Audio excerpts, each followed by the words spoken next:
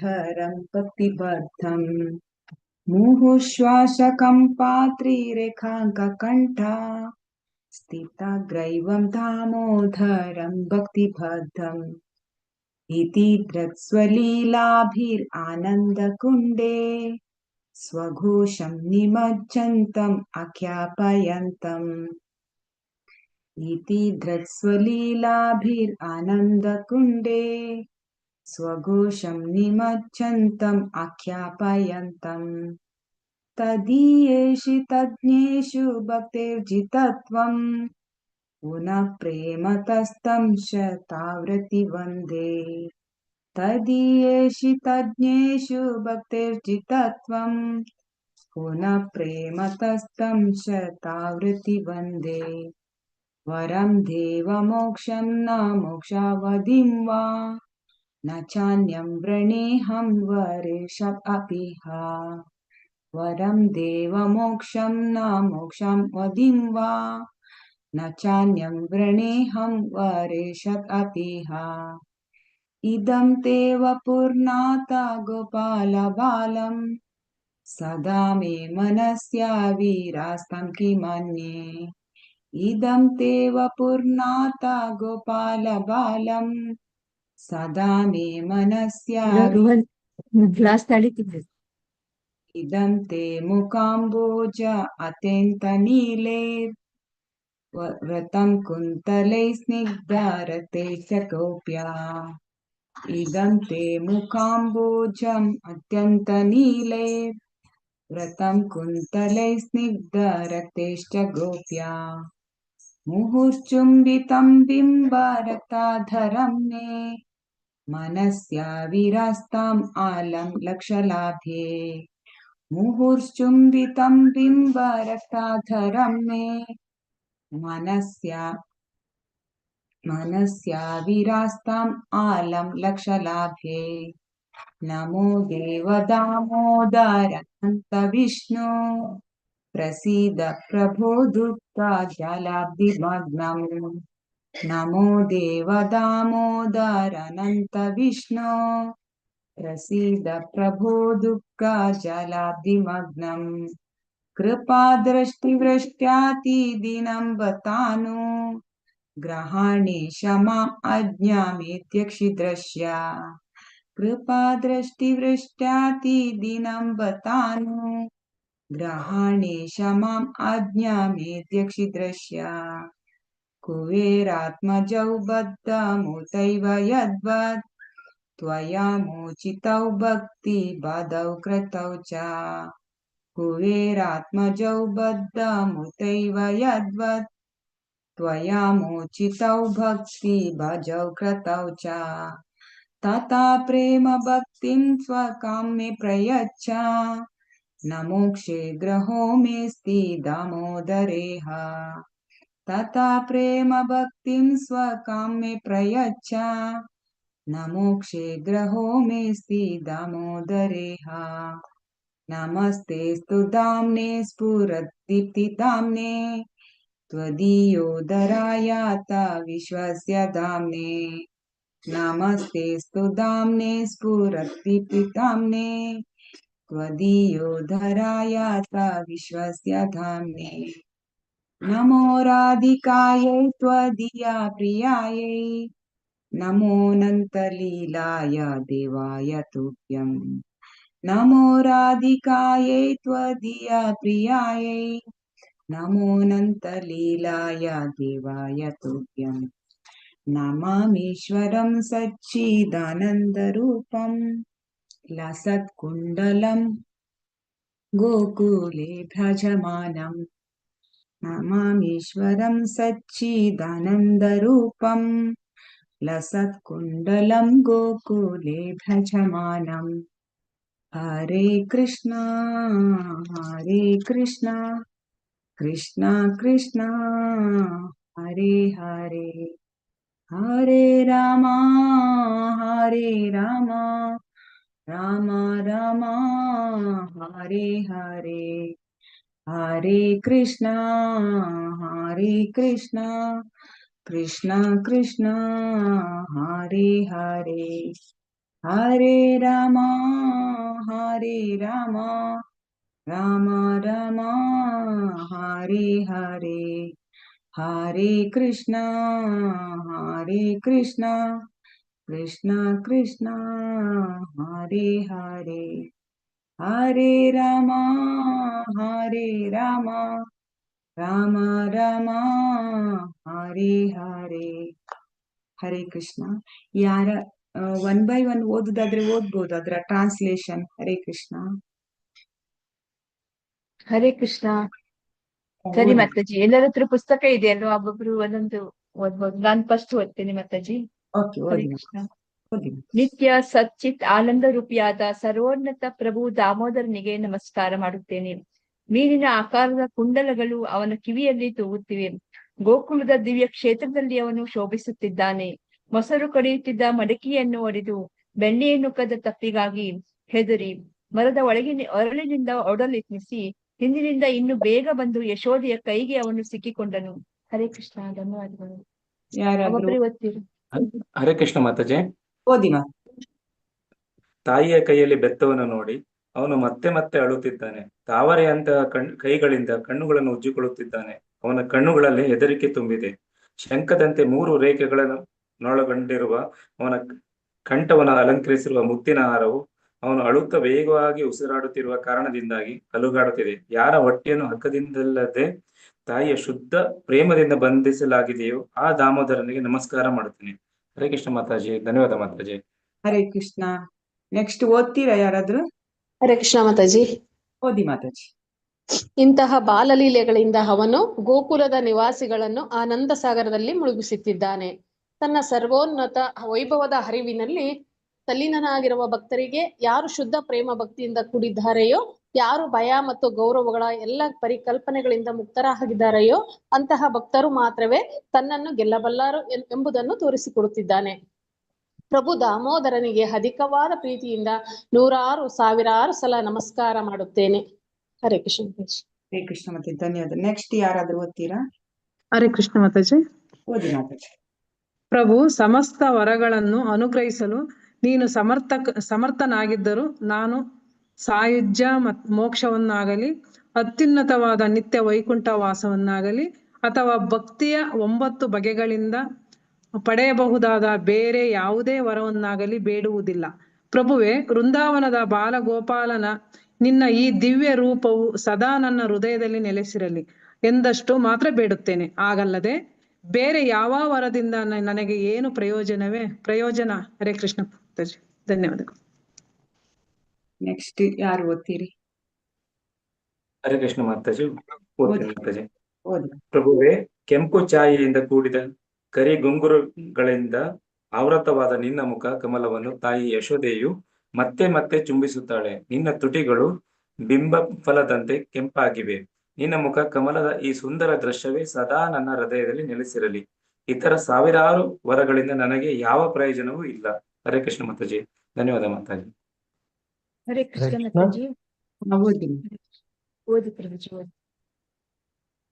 ಮಹಾಭಾವ ಪ್ರಭುಜಿ, ಓದಿ. ದೇವೋತ್ತಮ ಪ್ರಭುವೇ, ನಿನಗೆ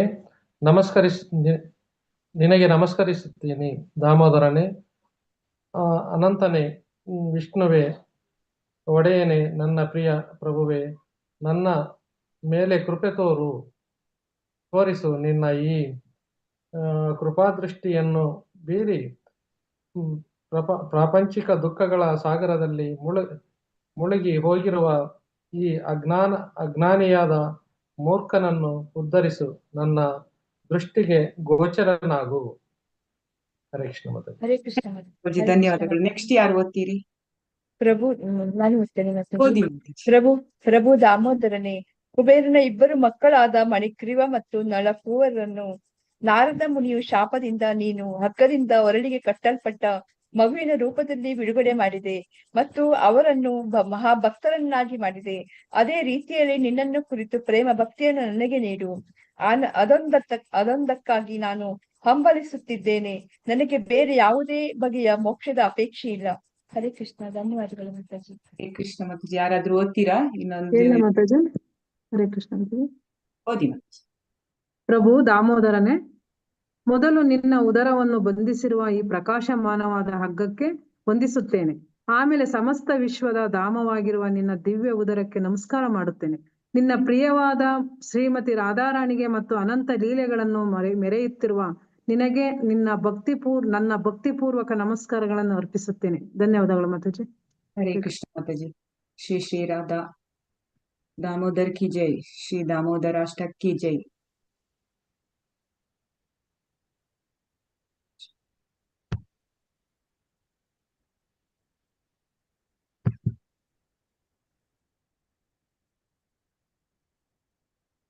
ಸ್ಕ್ರೀನ್ ಕಾಣಿಸ್ತಾ ಅಲ್ವಾ? ಹರೇ ಕೃಷ್ಣ.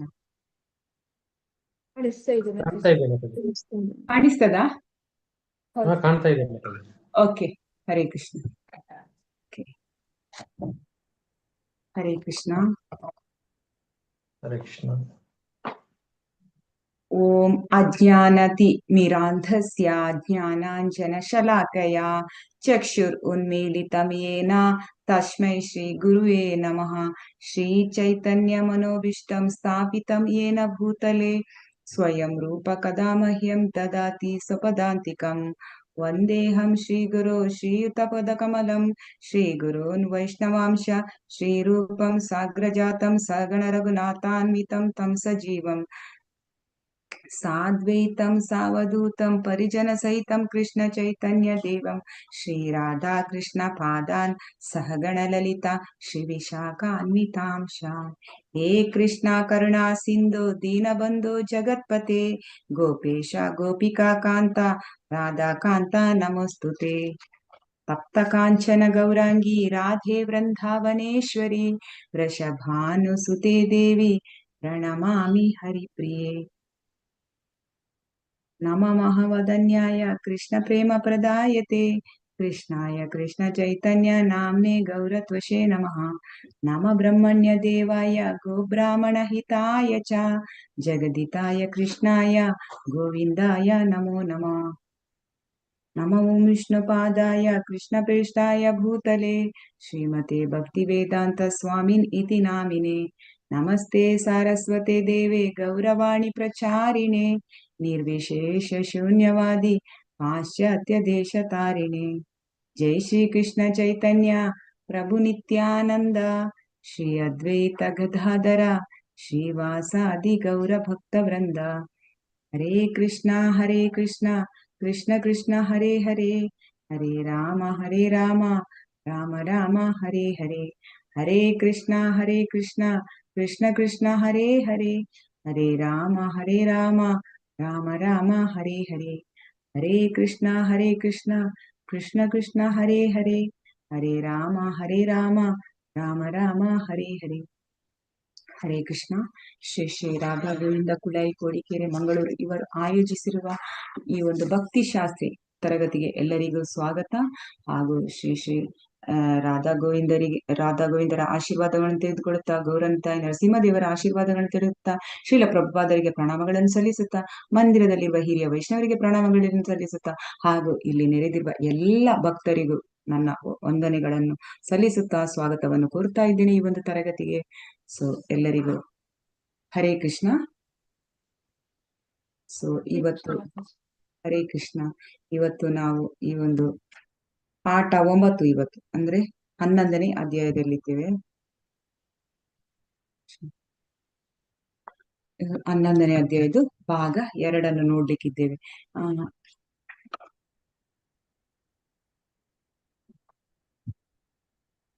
ಘಟಕ 2 ಭಗವದ್ಗೀತೆ ಅಧ್ಯಾಯಗಳು 7ರಿಂದ 12.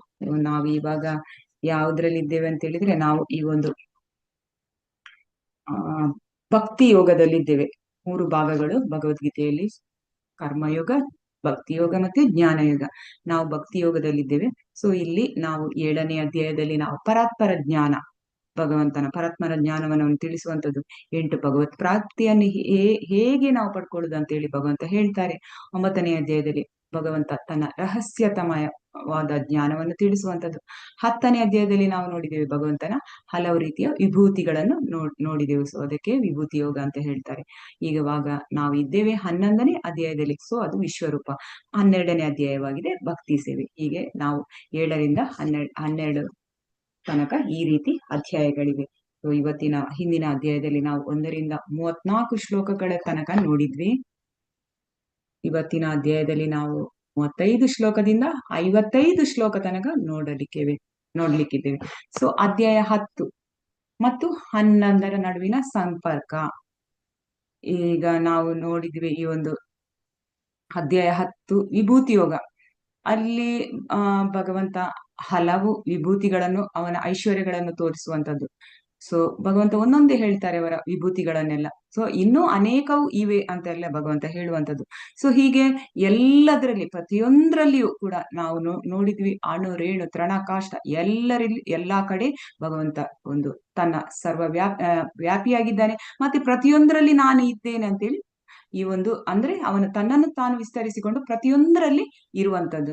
ಸೊ ಅಂದ್ರೆ ಭಗವಂತ ತಾನು ಪರಮಾತ್ಮನಾಗಿ ಪೂರ್ತಿ ಇಡೀ ಬ್ರಹ್ಮಾಂಡವನ್ನೇ ಆವರಿಸ್ತಿದ್ದೇನೆ ಅಂತೇಳಿ ಹೇಳುವಂಥದ್ದು. ಆಗ ಅರ್ಜುನ, ನೀನು ಯಾವ ರೀತಿ ಆ ಒಂದು ದೃಶ್ಯದಲ್ಲಿ ಒಂದು ಕಾಣುತ್ತಿರುವೆ, ಅಂದ್ರೆ ಯಾವ ರೀತಿ ನೀನು ಈ ಪೂರ್ತಿ ಬ್ರಹ್ಮಾಂಡದಲ್ಲಿ ಯಾವ ರೀತಿ ಕಾಣಿಸ್ತಾ ಇದೆಯಾ, ಅದು ನನ್ಗೆ ನೋಡ್ಬೇಕು, ಅದನ್ನ ನಾನು ಕಾಣ್ಬೇಕು ಅಂತೇಳಿ ಅರ್ಜುನನ ಒಂದು ಇಚ್ಛೆ ಆಗಿರ್ತದೆ. ಸೊ ಅದೇ ರೀತಿಯಾಗಿ ನಾವು ಅಧ್ಯಾಯ 11ರಲ್ಲಿ ಒಂದು ಭಗವಂತನ ವಿಶ್ವರೂಪವನ್ನು ನಾವು ನೋಡ್ಲಿಕ್ಕಿದ್ದೇವೆ. ಸೊ ಈ ಒಂದು ವಿಶ್ವರೂಪವನ್ನು ಅರ್ಜುನನಿಗೆ ಏಕೆ ತೋರಿಸಲಾಯಿತು? 3 ಮತ್ತೆ 8ನೇ ಶ್ಲೋಕದಲ್ಲಿ ಅಲ್ಲಿ ಯಾವ ರೀತಿ ಅಂತ ಹೇಳಿದ್ರೆ, ಮತ್ತೆ ಇಲ್ಲಿ ಅರ್ಜುನನಿಗೆ ಯಾಕೆ ಭಗವಂತ ಅವನ ಒಂದು ವಿಶ್ವರೂಪವನ್ನು ತೋರಿಸಿದ್ದು ಅಂತೇಳಿ. ಸೊ ಅರ್ಜುನ ಭಗವಂತನದು ಯಾಕೆಂದ್ರೆ ಅರ್ಜುನ ಭಗವಂತನ ಶುದ್ಧ ಭಕ್ತ, ಮತ್ತೆ ಅವನ ಸ್ನೇಹಿತ ಕೂಡ. ಮತ್ತೆ ಇನ್ನೊಂದು ಕಾರಣ ಅಂತ ಹೇಳಿದ್ರೆ, ಅರ್ಜುನನಿಗೆ ಭಗವಂತನ ಮೇಲೆ ಯಾವ ರೀತಿಯ ಅಸೂಯೆ ಇಲ್ಲ, ಆದ ಕಾರಣ ಭಗವಂತ ತೋರಿಸ್ತಾರೆ. ಸೊ ಇದು ಇಲ್ಲಿ ಅದೆಲ್ಲ ಆನಂತರ ಅರ್ಜುನ ಭಗವಂತನಲ್ಲಿ ಬೇಡಿಕೊಳ್ಳುವುದು ಮತ್ತೆ ವಿನಂತಿಸಿಕೊಳ್ಳುವುದು, ನನ್ಗೆ ಆ ರೂಪ ನೋಡ್ಲು ನನ್ಗೆ ನಾನು ಅರ್ಹ, ನನ್ಗೆ ಆ ಒಂದು ಯೋಗ್ಯತೆ ಉಂಟು ಅಂತ ಹೇಳಿದ್ರೆ ಮಾತ್ರ ನೀನ್ ನನ್ಗೆ ತೋರಿಸು ಅಂತೆಲ್ಲ ಹೇಳುವಂಥದ್ದು, ಭಗವಂತನ ಹತ್ರ ವಿನಂತಿ ಮಾಡಿಕೊಳ್ಳುವಂಥದ್ದು. ಆಗ ಭಗವಂತ ಆ ಒಂದು ವಿಶ್ವರೂಪವನ್ನು ನೋಡ್ಲಿಕ್ಕೆ ಭಗವಂತ ಅರ್ಜುನನಿಗೆ ಒಂದು ದಿವ್ಯ ಚಕ್ಷುವನ್ನು ಕೊಡುವಂಥದ್ದು. ಯಾಕೆಂದ್ರೆ ಈಗ ಇರುವಂತಹ ಒಂದು ಏನು ಅವನ ಹತ್ರ ಒಂದು ಚಕ್ಷು ಇದೆ, ಆ ಚಕ್ಷುವಲ್ಲಿ ಭಗವಂತನ ಆ ವಿಶ್ವರೂಪವನ್ನು ನೋಡ್ಲಿಕ್ಕೆ ಸಾಧ್ಯ ಆಗುವುದಿಲ್ಲ ಅಂತೇಳಿ ಭಗವಂತನಿಗೆ ಗೊತ್ತಿದೆ. ಅದಕ್ಕೋಸ್ಕರ ಅವನು ಈ ಒಂದು ದಿವ್ಯ ಚಕ್ಷುವನ್ನು ಕೊಡುವಂಥದ್ದು. ಹೀಗೆ ವಿಶ್ವರೂಪವನ್ನು ಅರ್ಜುನ ನೋಡ್ತಾರೆ. ನಂತರ ವಿಶ್ವರೂಪ ನೋಡುವಾಗ ಈ ಒಂದು ಅದ್ಭುತ ರಸದಲ್ಲಿ ಹೋಗುವಂಥದ್ದು. ಅವನು ಅಂದ್ರೆ ಆ ಒಂದು ವಿಶ್ವರೂಪದ ನಾವು ನೋಡಿದ್ವಿ, ವಿಶ್ವರೂಪದ ಒಂದು ಕೆಲವು ಈ ದೃಶ್ಯಗಳು ಅದ್ಭುತವಾಗಿರ್ತವೆ. ಅದರಲ್ಲಿ ಅದ್ಭುತ ರಸದಲ್ಲಿ ಇರುವಂತದ್ದು ಈ ಒಂದು 12 ರಸಗಳಿರ್ತವೆ. ಅಂದ್ರೆ ಶಾಂತ ರಸ, ದಾಸ್ಯ ರಸ, ಮತ್ತೆ ಸಾಕ್ಯ, ವಾತ್ಸಲ್ಯ, ಮತ್ತೆ ರೌದ್ರ, ಅದ್ಭುತ, ಮತ್ತೆ ಶೃಂಗಾರ ರಸ ಅಂತ ಹೇಳ್ತೇವೆ. ಮತ್ತೆ ಒಂದು ಹಾಸ್ಯ ರಸ, ವೀರ ರಸ, ದಯ, ಬೀಭತ್ಸ ರಸ, ಭಯಾನಕ. ಇದರಲ್ಲಿ ಈ ಒಂದು ಅದ್ಭುತ ರಸದಲ್ಲಿ ಭಗವಂತ ಅಂದ್ರೆ ಅಂತ ಒಂದು ಭಯಾನಕ ದೃಶ್ಯವನ್ನು ನೋಡ್ತಾನೆ.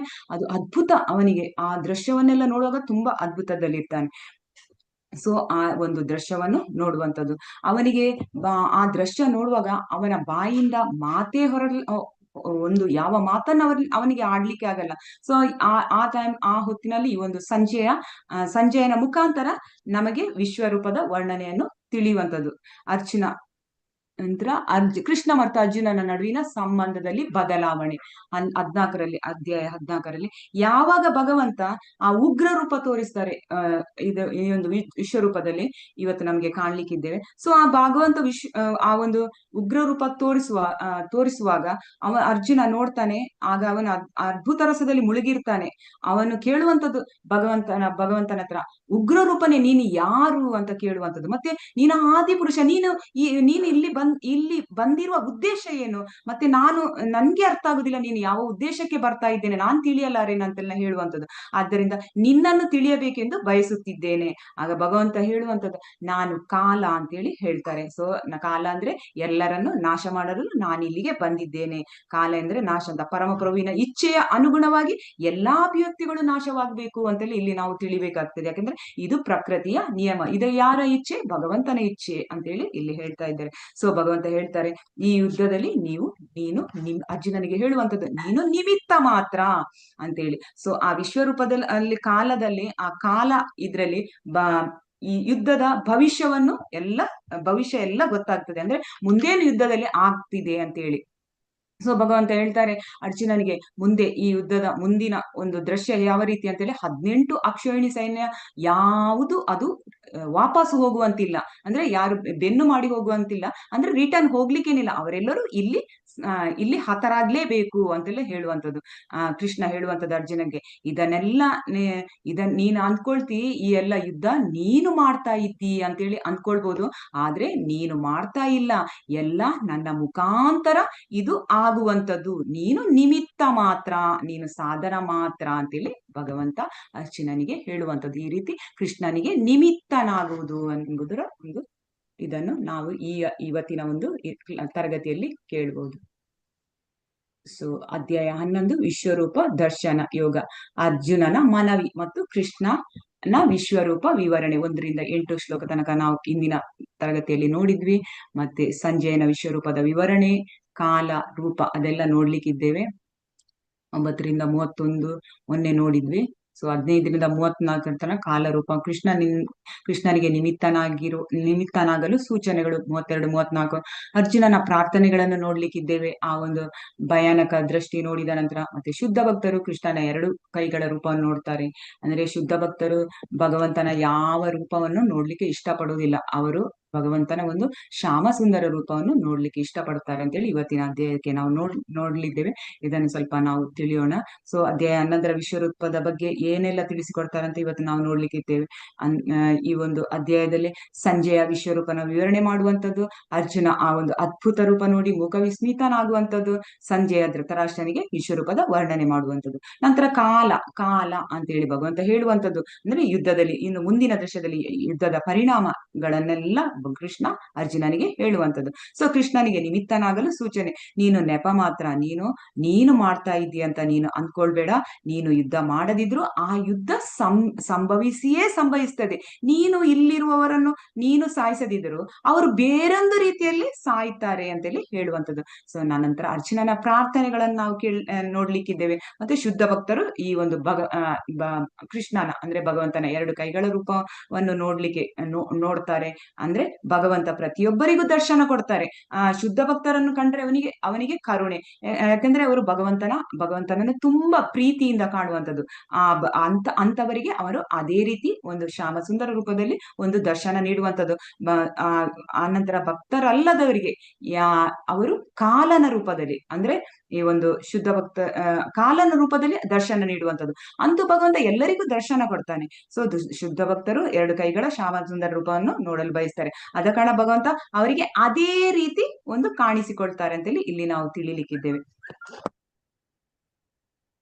ಅರ್ಜುನನ ಪ್ರಾರ್ಥನೆಗಳು ಯಾರಾದ್ರೂ ಓದ್ತೀರಾ? ಕೃಷ್ಣ ಮಾತಾಜಿ ಓದಿ. ಅರ್ಜುನನ ಪ್ರಾರ್ಥನೆಗಳು. ಕೃತಾಯಿ ಜಲೀರ್ವೇ ಪಮಾನಃ ಕಿರೀಟಿ ನಮಸ್ಕೃತ್ವ. ಅರ್ಜುನನು ಕೈಗಳನ್ನು ಮುಗಿದುಕೊಂಡು ನಡುಗುತ್ತಾ ಮತ್ತೆ ಮತ್ತೆ ನಮಸ್ಕಾರ ಮಾಡಿದನು. ಭಗವದ್ಗೀತೆ 11.35. ಧನ್ಯವಾದಗಳು ಮಾತಾಜಿ. ಧನ್ಯವಾದಗಳು. ಅರ್ಜುನ ಕೈಗಳನ್ನು ಮುಗಿದುಕೊಂಡು ನಡುಗುತ್ತಾ, ಅಂದ್ರೆ ಅವನಿಗೆ ಆ ಒಂದು ದೃಶ್ಯವನ್ನು ನೋಡಿ ತುಂಬಾ ಒಂದು ಭಯಭೀತನಾಗ್ತಾನೆ. ಅಂದ್ರೆ ಆ ಒಂದು ದೃಶ್ಯ ಆ ರೀತಿ ಇರುವಂತದ್ದು, ಅಂದ್ರೆ ಉಗ್ರ ರೂಪದಲ್ಲಿ ಇರುವಂತದ್ದು. ಸೊ ಅವಾಗ ಅವನು ಕೈ ನಡುಗುತ್ತಾ, ಅಂದ್ರೆ ಭಯಾನಕವಾಗಿ ಗಡಗಡ ನಡುಗುತ್ತಾ ಅವನು ಭಗವಂತನಿಗೆ ಮತ್ತೆ ಮತ್ತೆ ನಮಸ್ಕಾರ ಮಾಡ್ತಾ ಇದ್ದಾರೆ ಅಂತ ಹೇಳ್ತಾರೆ. ಸೊ ಭಗವಂತನಿಗೆ ಪ್ರಾರ್ಥನೆ ಸಲ್ಲಿಸುವುದು ಅಂದ್ರೆ ನಮಸ್ಕಾರ ಮಾಡುವಂಥದ್ದು. ಇಲ್ಲಿ ನಾವು ನೋಡ್ಬೋದು ಈ ಒಂದು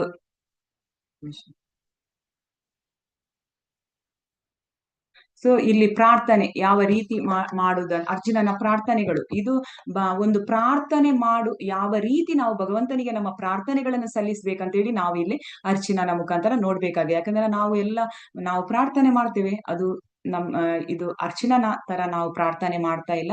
ಸೊ ಇಲ್ಲಿ ನೋಡೋಣ ಅರ್ಜುನ ಯಾವ ರೀತಿ ಪ್ರಾರ್ಥನೆ ಮಾಡ್ತಾ ಇದ್ದಾರೆ ಅಂತೇಳಿ. ಸೊ ನಾವು ಒಂದು ಇಲ್ಲಿ ಹೇಳ್ತಾರೆ ಭಗವಂತನ ಒಂದು ಅರ್ಚಾ ವಿಗ್ರಹ ನಾವೊಂದು ಮಂದಿರದಲ್ಲಿ ನೋಡಿದಾಗ ಹೇಗೆ ನಾವು ಅದಕ್ಕೆ ಹೇಗೆ ಅದನ್ನು ನಾವು ವ್ಯವಹರಿಸ್ಬೇಕು, ಅದನ್ನು ಹೇಗೆ ಸ್ತುತಿಸ್ಬೇಕು, ಹೇಗೆ ಪ್ರಾರ್ಥನೆ ಮಾಡ್ಬೇಕಂತ ಇಲ್ಲಿ ತಿಳಿಸುವಂತದ್ದು.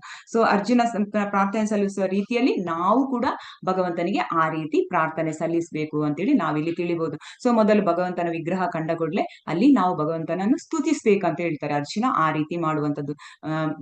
ಭಗವಂತನನ್ನು ಸ್ತುತಿಸುವುದಂತ ನಾವು ಭಗವಂತನನ್ನು ಚೆನ್ನಾಗಿ ಭಗವಂತನ ಒಂದು ನಾಮವನ್ನು ಹೇಳಿಕೊಂಡು ಅಥವಾ ಒಂದು ಯಾವುದು ನಾವೀಗ ಹರೇ ಕೃಷ್ಣ ಮಂತ್ರವನ್ನು ಹೇಳುವ ಮುಖಾಂತರ ನಾವು ಅವನನ್ನು ಸ್ತುತಿಸುವಂಥದ್ದು. ಅನಂತರ ನಮಸ್ಕಾರ ಮಾಡುವಂಥದ್ದು. ಕೆಲವು ಸಾಷ್ಟಾಂಗ ನಮಸ್ಕಾರ ಮಾಡುವವರು ಸಾಷ್ಟಾಂಗ ನಮಸ್ಕಾರ ಮಾಡಬಹುದು, ಪಂಚಾಂಗ ನಮಸ್ಕಾರ ಮಾಡುವವರು ಪಂಚಾಂಗ ನಮಸ್ಕಾರ ಮಾಡಬಹುದು. ಸೊ ಅನಂತರ ಅರ್ಜುನ ಇಲ್ಲಿ ಹೇಳ್ತಾರೆ, ಇಲ್ಲಿ ಅರ್ಜುನ ಸ್ತುತಿಸ್ತಾ ಇದ್ದೇನೆ ಮತ್ತೆ ಮತ್ತೆ. ಅರ್ಜುನ ಏನು ಮತ್ತೆ ಮತ್ತೆ ಪ್ರಣಾಮಗಳನ್ನು ಸಲ್ಲಿಸುವುದು, ಸಹಸ್ರ ಬಾರಿ ನಮಸ್ಕಾರ ಮಾಡ್ತೇನೆ ಅಂತ ಹೇಳ್ತಾರೆ.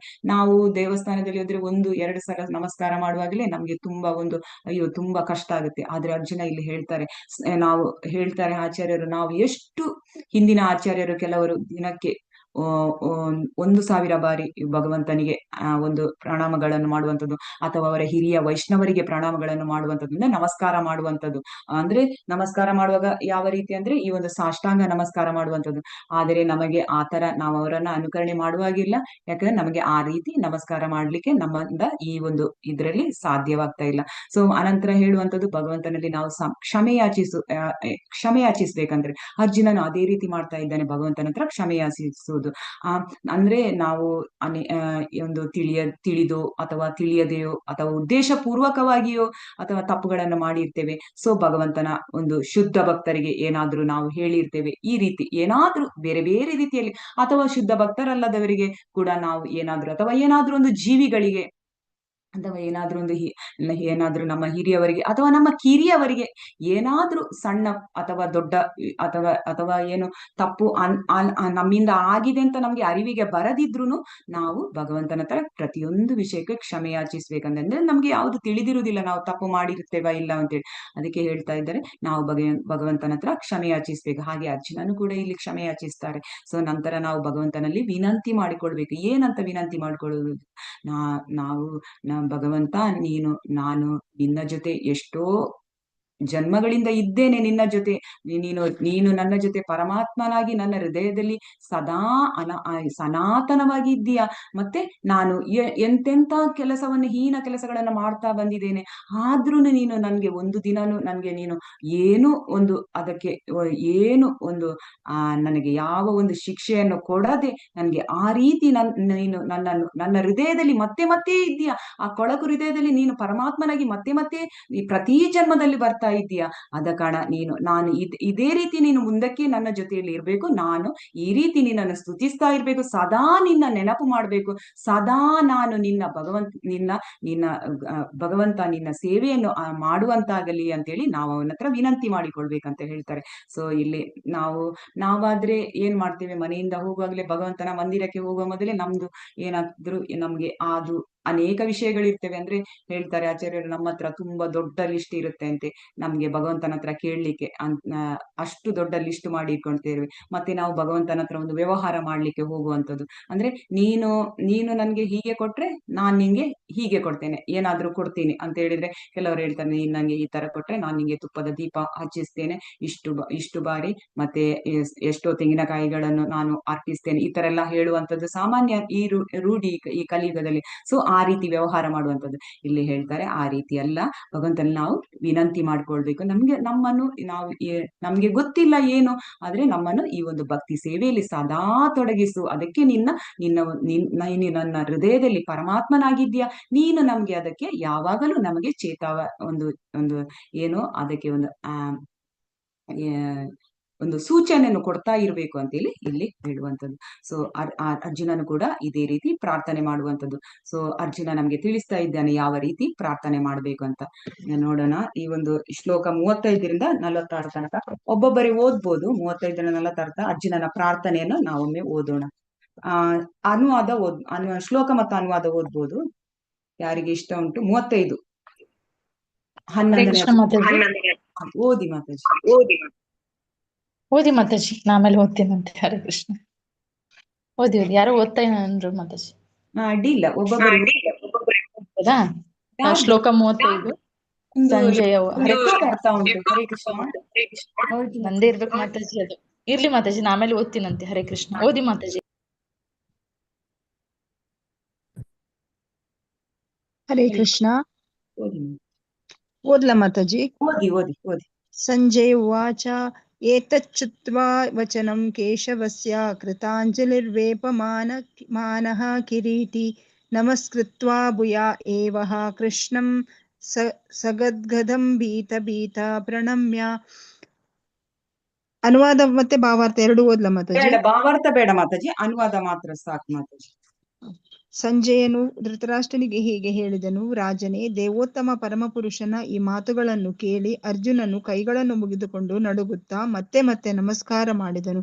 ಗದ್ಗದ ಕಂಠದಿಂದ ಭಯಭೀತನಾಗಿ ಶ್ರೀಕೃಷ್ಣನಿಗೆ ಹೀಗೆ ಹೇಳಿದನು. ಹರೇ ಕೃಷ್ಣ ಮಾತಾಜಿ.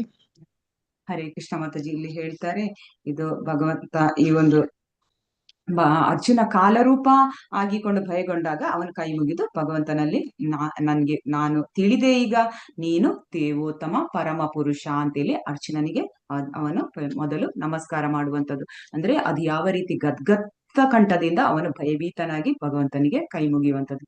ನೆಕ್ಸ್ಟ್ ಶ್ಲೋಕ ಓದಿ. ಹರೇ ಕೃಷ್ಣ ಮಾತಾಜಿ. ಓದಿ ಮಾತಾಜಿ. ಶ್ಲೋಕ 36. ಅರ್ಜುನ ಉವಾಚ ಸ್ಥಾನೇ ಋಷಿಕೇಶ ತವ ಪ್ರಕೀರ್ತ್ಯ ಜಗತ್ ಪ್ರವೃತ್ಯನುಜ್ಜತೆ ಚ ರಕ್ಷಾಂಸಿ ಭೀತಾನಿ ದಿಶೋ ದ್ರವಂತಿ ಸರ್ವೇ ನಮಸ್ಯಂತಿ ಚ ಸಿದ್ಧಜ್ಞಾಃ. ಹರೇ ಕೃಷ್ಣ ಮಾತಾಜಿ. ಅನುವಾದ ಓದಿ ಮಾತಾಜಿ. ಅನುವಾದ. ಅರ್ಜುನನು ಹೇಳಿದನು, ಇಂದ್ರಿಯಗಳ ಪ್ರಭುವೆ, ನಿನ್ನ ಹೆಸರುಗಳನ್ನು ಕೇಳಿಯೇ ಇಡೀ ಜಗತ್ತು ಸಂತೋಷ ಪಡುತ್ತದೆ. ಆದುದರಿಂದ ಎಲ್ಲರೂ ನಿನ್ನಲ್ಲಿ ಅನುರಾಗಗೊಳ್ಳುತ್ತಾರೆ. ಸಿದ್ಧರು ನಿನಗೆ ತಮ್ಮ ಗೌರವಪೂರ್ವಕ ನಮಸ್ಕಾರಗಳನ್ನು ಅರ್ಪಿಸುತ್ತಾರೆ. ರಾಕ್ಷಸರು ಬೆದರಿ ಎಲ್ಲಾ ದಿಕ್ಕುಗಳಲ್ಲಿ ಓಡಿ ಹೋಗುತ್ತಾರೆ. ಇದೆಲ್ಲ ಯುಕ್ತವೇ ಸರಿ. ಧನ್ಯವಾದಗಳು ಮಾತಾಜಿ. ಹರೇ ಕೃಷ್ಣ. ಧನ್ಯವಾದಗಳು ಮಾತಾಜಿ. ಇಲ್ಲಿ ಹೇಳುವಂಥದ್ದು ಅರ್ಜುನ ಹೇಳುವಂಥದ್ದು ಸಿದ್ಧರ ಅಂದ್ರೆ ಆ ಒಂದು ವಿಶ್ವರೂಪವನ್ನು ನೋಡ್ಲಿಕ್ಕೆ ಈ ಎಲ್ಲ ಆಕಾಶದಲ್ಲಿ ಅನೇಕ ದೇವತೆಗಳು, ಸಿದ್ಧರು, ಋಷಿಗಳು ಎಲ್ಲರೂ ಬರ್ತಾ ಇದ್ದಾರೆ. ಸೊ ಇಲ್ಲಿ ಹೇಳ್ತಾ ಇದ್ದಾರೆ, ಸಿದ್ಧರು ನಿನಗೆ ಗೌರವಪೂರ್ವಕ ನಮಸ್ಕಾರಗಳನ್ನು ಮಾಡಿರ್ತಾರೆ, ಮತ್ತೆ ರಾಕ್ಷಸರು ಬೆದರಿಕೊಂಡು ಎಲ್ಲಾ ದಿಕ್ಕುಗಳಿಗೆ ಹೋಗಿರ್ತಾರೆ ಅಂತೆಲ್ಲ ಇಲ್ಲಿ ಭಗವಂತನನ್ನು ಸ್ತುತಿಸುವಂಥದ್ದು. ನೆಕ್ಸ್ಟ್ ಓದಿ ಮಾತಾಜಿ. ಹರೇ ಕೃಷ್ಣ ಮಾತಾಜಿ. ಓದಿ.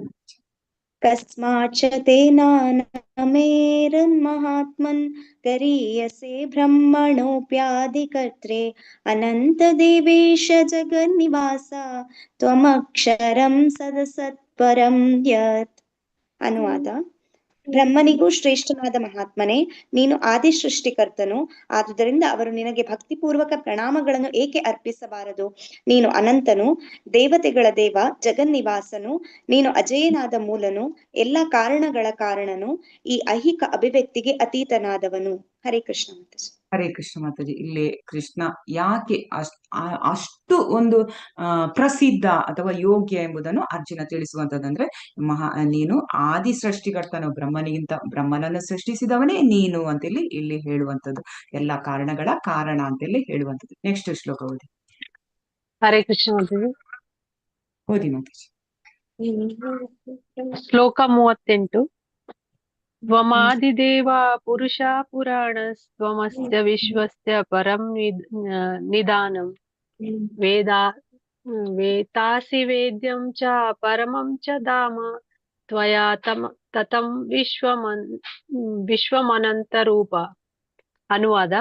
ನೀನು ಆದಿ ದೇವೋತ್ತಮ ಪುರುಷ, ಪುರಾಣ ಪುರುಷ. ಈ ಪ್ರಕಟಿತ ವಿಶ್ವದ ಕಟ್ಟಕಡೆಯ ಆಶ್ರಯ ನೀನು. ಎಲ್ಲವನ್ನೂ ತಿಳಿದವನು ನೀನು. ತಿಳಿಯಲು ಸಾಧ್ಯವಿರುವುದೆಲ್ಲ ನೀನೆ. ಭೌತಿಕ ಗುಣಗಳನ್ನು ಮೀರಿದ ಪರಂಧಾಮನೂ ನೀನು. ಹೇ ಅನಂತ ರೂಪನೇ, ಈ ವಿಶ್ವವನ್ನೆಲ್ಲ ನೀನು ವ್ಯಾಪಿಸಿರುವೆ. ಹರೇ ಕೃಷ್ಣ ಮಾತಾಜಿ. ಹರೇ ಕೃಷ್ಣ ಮಾತಾಜಿ. ಧನ್ಯವಾದಗಳು. ಇಲ್ಲಿರೋ ಕೂಡ ಭಗವಂತನನ್ನು ಹೊಗಳುವಂಥದ್ದು ಅರ್ಜುನ ಯಾವ ರೀತಿ ಅಂತ ಹೇಳಿದ್ರೆ, ನೀನು ಪುರಾಣ ಪುರುಷೋತ್ತಮ, ನೀನು ಕಟ್ಟಗಡೆಯ ಆಶ್ರಯಧಾಮ. ನಮ್ಗೆ ಎಲ್ಲಿ ಆಶ್ರಯ? ಭಗವಂತನ ಒಂದು ಪಾದ ಕಮಲದಲ್ಲಿ ಆಶ್ರಯ ಅಂತೆಲ್ಲ ಹೇಳುವಂಥದ್ದು. ಆ ರೀತಿ ನೀನು ಈ ವಿಶ್ವವನ್ನೆಲ್ಲ ವ್ಯಾಪಿಸಿರುವೆ ಅಂತೇಳಿ ಭಗವಂತನನ್ನು ಅರ್ಜುನ ಹೊಗಳುವಂಥದ್ದು. ನೆಕ್ಸ್ಟ್ 39ನೇ ಶ್ಲೋಕ. ಹರೇ ಕೃಷ್ಣ ಮಾತಾಜಿ. ಓದಿ. ವಾಯುರ್ಯಮೋಗ್ನಿರ್ವರುಣ ಶಶಾಂಕ ಪ್ರಜಾಪತಿಸ್ತ್ವಂ ಪ್ರಪಿತಾಮಹಶ್ಚ ನಮೋ ನಮಸ್ತೆಸ್ತು ಸಹಸ್ರಕೃತ್ವಃ ಪುನಶ್ಚ ಭೂಯೋಪಿ ನಮೋ ನಮಸ್ತೆ. ಅನುವಾದ: ನೀನೇ ವಾಯುವು, ನೀನೇ ಯಮ, ನೀನೇ ಅಗ್ನಿ, ನೀನೇ ಜಲ, ನೀನೇ ಚಂದ್ರನು, ನೀನು ಪ್ರಥಮ ಜೀವಿಯಾದ ಬ್ರಹ್ಮ, ನೀನು ಪ್ರಪಿತಾಮಹ. ನಿನಗೆ ಸಹಸ್ರ ಬಾರಿ ಗೌರವದಿಂದ ಪ್ರಣಾಮ ಮಾಡುತ್ತೇನೆ. ಮತ್ತೆ ಮತ್ತೆ ನಿನಗೆ ನಮಸ್ಕಾರ. ಹರೇ ಕೃಷ್ಣ ಮಾತಾಜಿ, ಧನ್ಯವಾದಗಳು. ಹರೇ ಕೃಷ್ಣ ಮಾತಾಜಿ, ಧನ್ಯವಾದಗಳು. ಇಲ್ಲಿ ಹೇಳ್ತಾರೆ ಭಗವಂತ ಪ್ರಪಿತಾಮಹ. ಈಗ ಬ್ರಹ್ಮ ನಮ್ಗೆ ಪಿತಾಮಹ ಆಗ್ತಾರೆ. ಹಾಗಾದ್ರೆ ಭಗವಂತ ಯಾವ್ದು? ಪ್ರಪಿತಾಮಹ ಅಂದ್ರೆ ಮುತ್ತಜ್ಜ ಅಂತೇಳಿ ಇಲ್ಲಿ ಹೇಳುವಂಥದ್ದು. ಸಹಸ್ರ ಬಾರಿ ಗೌರವದಿಂದ ಪ್ರಣಾಮ ಮಾಡ್ತೇನೆ. ನೋಡಿ ಎಷ್ಟು ಬಾರಿ ಸಹಸ್ರ ಬಾರಿ ಅವನು ಪ್ರಣಾಮ ಮಾಡುವಂಥದ್ದು ಅಂತೇಳಿ ಇಲ್ಲಿ ಹೇಳ್ತಾರೆ. 40ನೇ ಶ್ಲೋಕ.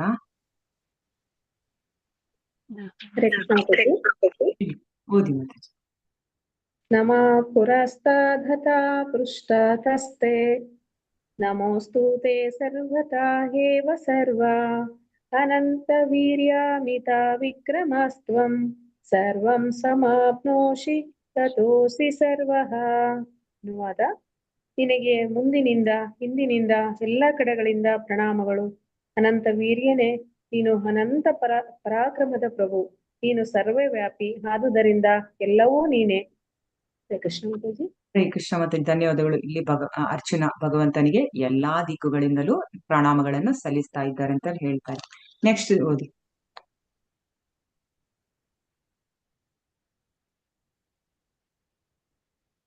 ಹರೇ ಕೃಷ್ಣ. ಹರೇ ಕೃಷ್ಣ ಮಾತಾಜಿ. ಓದಿ ಮಾತಾಜಿ. ಮತ್ವಾ ಪ್ರಸಭಂ ಯದುಕ್ತಂ ಹೇ ಕೃಷ್ಣ ಹೇ ಯಾದವ ಹೇ ಸಖೇತಿ ಅಜಾನತಾ ಮಹಿಮಾನಂ ತವೇದಂ ಮಯಾ ಪ್ರಮಾದಾತ್ ಪ್ರಣಯೇನ ವಾಪಿ ಯಚ್ಚಾವಾಹಸಾರ್ಥ ಮಸ್ಕೃತೋಸಿ ವಿಹಾರ ಶಯ್ಯಾಸನ ಭೋಜನೇಶು ಏಕೋತವಾಪ್ಯಚ್ಯುತ ತತ್ಸಮಕ್ಷಂ ರಕ್ಷಾಮಯೇ ತ್ವಾಹಮ ಪ್ರಮೇಯಂ. ನಿನ್ನ ಮಹಿಮೆಗಳನ್ನು ತಿಳಿಯದೆ ನೀನು ನನ್ನ ಸಖನೆಂದು ಭಾವಿಸಿ ಯೋಚನೆ ಮಾಡಿ ನಿನ್ನನ್ನು ಕೃಷ್ಣ, ಯಾದವ, ಓ ಗೆಳೆಯ ಎಂದೆಲ್ಲ ಕರೆದಿದ್ದೇನೆ. ಪ್ರಮಾದದಿಂದಾಗಲಿ ಪ್ರೀತಿಯಿಂದಾಗಲಿ ನಾನು ಮಾಡಿರುವ ಅಪರಾಧಗಳನ್ನು ಕ್ಷಮಿಸು. ವಿಹಾರದಲ್ಲಿ ಒಂದೇ ಹಾಸಿಗೆಯಲ್ಲಿ ಮಲಗಿದ್ದಾಗ, ನಾವಿಬ್ಬರೇ ಇದ್ದಾಗ, ಸ್ನೇಹಿತರ ಮುಂದೆ ನಾನು ನಿನ್ನನ್ನು ಅನೇಕ ಬಾರಿ ಅಪಹಾಸ್ಯ ಮಾಡಿದ್ದೇನೆ. ಅಚ್ಯುತನೇ, ಇವಕ್ಕೆಲ್ಲ ನಾನು ನಿನ್ನ ಕ್ಷಮೆ ಬೇಡುತ್ತೇನೆ. ಹರೇ ಕೃಷ್ಣ ಮಾತಾಜಿ, ಧನ್ಯವಾದಗಳು. ಹರೇ ಕೃಷ್ಣ ಮಾತಾಜಿ, ಧನ್ಯವಾದಗಳು. ಇಲ್ಲಿ ಭಗವಂತನಿಗೆ ಅರ್ಚನೆ ಹೇಳುವಂಥದ್ದು, ನಾನು ಒಂದು ಸ್ನೇಹಿತನಾಗಿರುವಾಗ ನಿನಗೆ ಹಲವು ಬಾರಿ ಅಪಹಾಸ್ಯ ಮಾಡಿದ್ದೇನೆ. ಸೊ ಅದಕ್ಕೆಲ್ಲ ನೀನು ಕ್ಷಮೆ ನೀಡು ಅಂತೇಳಿ, ಕ್ಷಮೆ ಬೇಡುತ್ತೇನೆ ಅಂತೇಳಿ ಇಲ್ಲಿ ಹೇಳುವಂಥದ್ದು. ನೆಕ್ಸ್ಟ್ ಶ್ಲೋಕ. ಹರೇ ಕೃಷ್ಣ ಮಾತಾಜಿ. ಹೇಳಿ. ಪಿತಾಸಿ ಲೋಕಸ್ಯ ಚರಾಚರಸ್ಯ ತ್ವಮಸ್ಯ ಪೂಜ್ಯಶ್ಚ ಗುರುಗರ್ಯಾನ್ ನ ತ್ವತ್ಸಮೋ ಅಸ್ತ್ಯಭ್ಯಧಿಕಃ ಕುತೋ ಅನ್ಯೋ ಲೋಕತ್ರಯೇ ಅಪ್ಯಪ್ರತಿಮ ಪ್ರಭಾವ. ಅನುವಾದ: ಈ ಸಮಸ್ತ ವಿಶ್ವಕ್ಕೆ ಚರಾಚರವಾದುದೆಲ್ಲಕ್ಕೆ ನೀನೇ ತಂದೆ. ನೀನು ಪೂಜ್ಯನು, ಪರಮಗುರುವು. ನಿನಗೆ ಸಮಾನರಾದವರು ಯಾರೂ ಇಲ್ಲ. ಯಾರು ನಿನ್ನೊಡನೆ ಒಂದಾಗಲಾಗುವುದಿಲ್ಲ. ಆದುದರಿಂದ ಅಪರಿಮಿತ ಪ್ರಭಾವದ ಪ್ರಭುವೇ, 3 ಲೋಕಗಳಲ್ಲಿ ನಿನಗಿಂತ ಶ್ರೇಷ್ಠರಾದವರು ಯಾರಿದ್ದಾರೆ? ಧನ್ಯವಾದ ಮಾತಾಜಿ. ಹರೇ ಕೃಷ್ಣ. ಹರೇ ಕೃಷ್ಣ. ಇಲ್ಲಿ ಭಗವಂತನನ್ನು ಹೇಳುವಂಥದ್ದು, ನೀನೇ ಶ್ರೇಷ್ಠ, ನಿನ್ಗಿಂತ ಶ್ರೇಷ್ಠರಾದವರು ಯಾರು ಇಲ್ಲ. ನೀನು ಪೂಜ್ಯನು ಮತ್ತೆ ನೀನು ಪರಮಗುರು ಅಂತೇಳಿ ಇಲ್ಲಿ ಹೇಳುವಂಥದ್ದು. 44ನೇ ಶ್ಲೋಕ. ಹರೇ ಕೃಷ್ಣ. ಓದಿ. ತಸ್ಮಾತ್ ಪ್ರಣಮ್ಯ ಪ್ರಣಿಧಾಯ ಕಾಯಂ ಪ್ರಸಾದಯೇ ತ್ವಾಮಹಮೀಶ್ವರಮಿಡ್ಯಂ ಪಿತೇವ ಪುತ್ರಸ್ಯ ಸಖೇವ ಸಖ್ಯುಃ ಪ್ರಿಯಃ ಪ್ರಿಯಾಯಾರ್ಹಸಿ ದೇವ ಸೋಡುಂ. ಅನುವಾದ: ಪ್ರತಿಯೊಂದು ಜೀವಿಯು ಪೂಜಿಸಬೇಕಾದ ಪರಮ ಪ್ರಭುವು ನೀನು. ನಾನು ಸಾಷ್ಟಾಂಗ ನಮಸ್ಕಾರ ಮಾಡಿ ನನ್ನ ಗೌರವಪೂರ್ವಕ ಪ್ರಣಾಮಗಳನ್ನು ಸಲ್ಲಿಸುತ್ತೇನೆ ಮತ್ತು ನಿನ್ನ ದಯೆಯನ್ನು ಬೇಡುತ್ತೇನೆ. ತಂದೆಯು ಮಗನ ಉದ್ದಟತನವನ್ನು, ಸ್ನೇಹಿತನ ಅಧಿಕ ಪ್ರಸಂಗವನ್ನು ಮತ್ತು ಗಂಡನು ತನ್ನ ಹೆಂಡತಿಯ ಸಲಿಗೆಯನ್ನು ಸಹಿಸುವಂತೆ ನೀನು ನಾನು ಮಾಡಿರಬಹುದಾದ ತಪ್ಪುಗಳನ್ನು ಕ್ಷಮಿಸು. ಹರೇ ಕೃಷ್ಣ. ಹರೇ ಕೃಷ್ಣ ಮಾತಾಜಿ, ಧನ್ಯವಾದಗಳು. ಇಲ್ಲಿ ಅರ್ಜುನ ಭಗವಂತನಲ್ಲಿ ಹೇಳುವಂಥದ್ದು, ನಾನು ಅನೇಕ ರೀತಿಯಲ್ಲಿ ಸಲಿಗೆಯಿಂದ ಇದ್ದೆ. ಹೇಗೆ ಈ ಒಂದು ಭೌತಿಕ ಲೋಕದಲ್ಲಿ ಹೇಗೆ ಹೆಂಡತಿ ಗಂಡನನ್ನು ಒಂದು ಕ್ಷಮಿಸ್ತಾರೆ, ಅಥವಾ ಸ್ನೇಹಿತನ ಒಂದು ತಪ್ಪುಗಳಿದ್ರೆ ಕ್ಷಮಿಸ್ತಾರೆ, ಆ ರೀತಿ ನಾನು ನಿನ್ನಲ್ಲಿ ಅನೇಕ ರೀತಿಯ ತಪ್ಪುಗಳನ್ನು ಮಾಡಿರ್ತೇನೆ. ಸೊ ಆ ತಪ್ಪುಗಳನ್ನೆಲ್ಲ ಕ್ಷಮಿಸು ಅಂತೇಳಿ ಹೇಳುವಂಥದ್ದು. ಅಂದ್ರೆ ಭಗವಂತನ ಇಲ್ಲಿ ನೆಕ್ಸ್ಟ್ ಇನ್ನೊಂದು ಶ್ಲೋಕ ಉಂಟಲ್ಲ, 46ನೇ ಶ್ಲೋಕ. ಓದಿ. 45 ಇದೆ ಮಾತಾಜಿ. 45 45. 45 ಓದಿ. ನಾನು ಅದೃಷ್ಟಪೂರ್ವಂ ಋಷಿತೋಸ್ಮಿ ದೃಷ್ಟ್ವಾ ಭಯೇನ ಚ ಪ್ರಸ್ತುತಿತಂ ಮನೋ ಮೇ ತದೇವ ಮೇ ಧರ್ಮ ದರ್ಶಾಯ ದೇವಾರೂಪಂ ಪ್ರಸೀದ ದೇವಶ ಜಗನ್ನಿವಾಸ. ಅನುವಾದ: ನಾನು ಎಂದು ನೋಡದಿದ್ದ ಈ ವಿಶ್ವರೂಪವನ್ನು ಕಂಡು ಸಂತೋಷಪಟ್ಟಿದ್ದೇನೆ.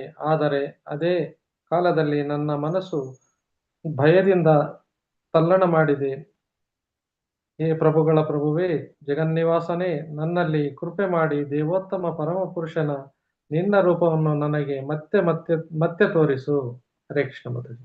ಹರೇ ಕೃಷ್ಣ ಪ್ರಭುಜಿ, ಧನ್ಯವಾದಗಳು. ಇಲ್ಲಿ ಭಗವಂತನ ಹತ್ರ ವಿನಂತಿ ಮಾಡಿಕೊಳ್ಳುವಂಥದ್ದು, ನಾನು ನಿನ್ನ ಒಂದು ರೂಪವನ್ನು ನೋಡಿ ನನ್ನ ಮನಸ್ಸು ಭಯದಿಂದ ತಲ್ಲಣಗೊಂಡಿದೆ. ನನಗೆ ಕೃಪೆ ಮಾಡಿ ನಿನ್ನ ರೂಪವನ್ನು, ಈ ದೇವೋತ್ತಮ ಪರಮಪುರುಷನಾದ ನಿನ್ನ ರೂಪವನ್ನು ನನಗೆ ಮತ್ತೆ ಕೃಪೆ ಮಾಡಿ ತೋರಿಸುವಂತ ಭಗವಂತನ ಹತ್ರ ಅರ್ಜುನ ವಿನಂತಿ ಮಾಡಿಕೊಳ್ಳುವಂಥದ್ದು. 46ನೇ ಶ್ಲೋಕ. ಹರೇ ಕೃಷ್ಣ ಮಾತಾಜಿ. ಹರೇ ಕೃಷ್ಣ, ಓದಿ ಉಂಟು. ಶ್ಲೋಕ 46. ಕಿರೀಟನಂ ಗದಿನಂ ಚಕ್ರಹಸ್ತಂ ಇಚ್ಛಾಮಿ ತ್ವಾಂ ದ್ರಷ್ಟಮಹಂ ತಥೈವ ತೇನೈವ ರೂಪೇಣ ಚತುರ್ಭುಜೇನ ಸಹಸ್ರಬಾಹೋ ಭವ ವಿಶ್ವಮೂರ್ತೆ. ಅನುವಾದ: ಹೇ ವಿಶ್ವಮೂರ್ತಿಯೇ, ಸಹಸ್ರಬಾಹುವೆ, ಕಿರೀಟಧಾರಿಯಾಗಿ ಗದೆ, ಚಕ್ರ, ಶಂಖ ಮತ್ತು ಪದ್ಮಗಳನ್ನು ಕೈಗಳಲ್ಲಿ ಹಿಡಿದಿರುವ ನಿನ್ನ ಚತುರ್ಭುಜ ರೂಪವನ್ನು ನಾನು ನೋಡಲು ಬಯಸುತ್ತೇನೆ.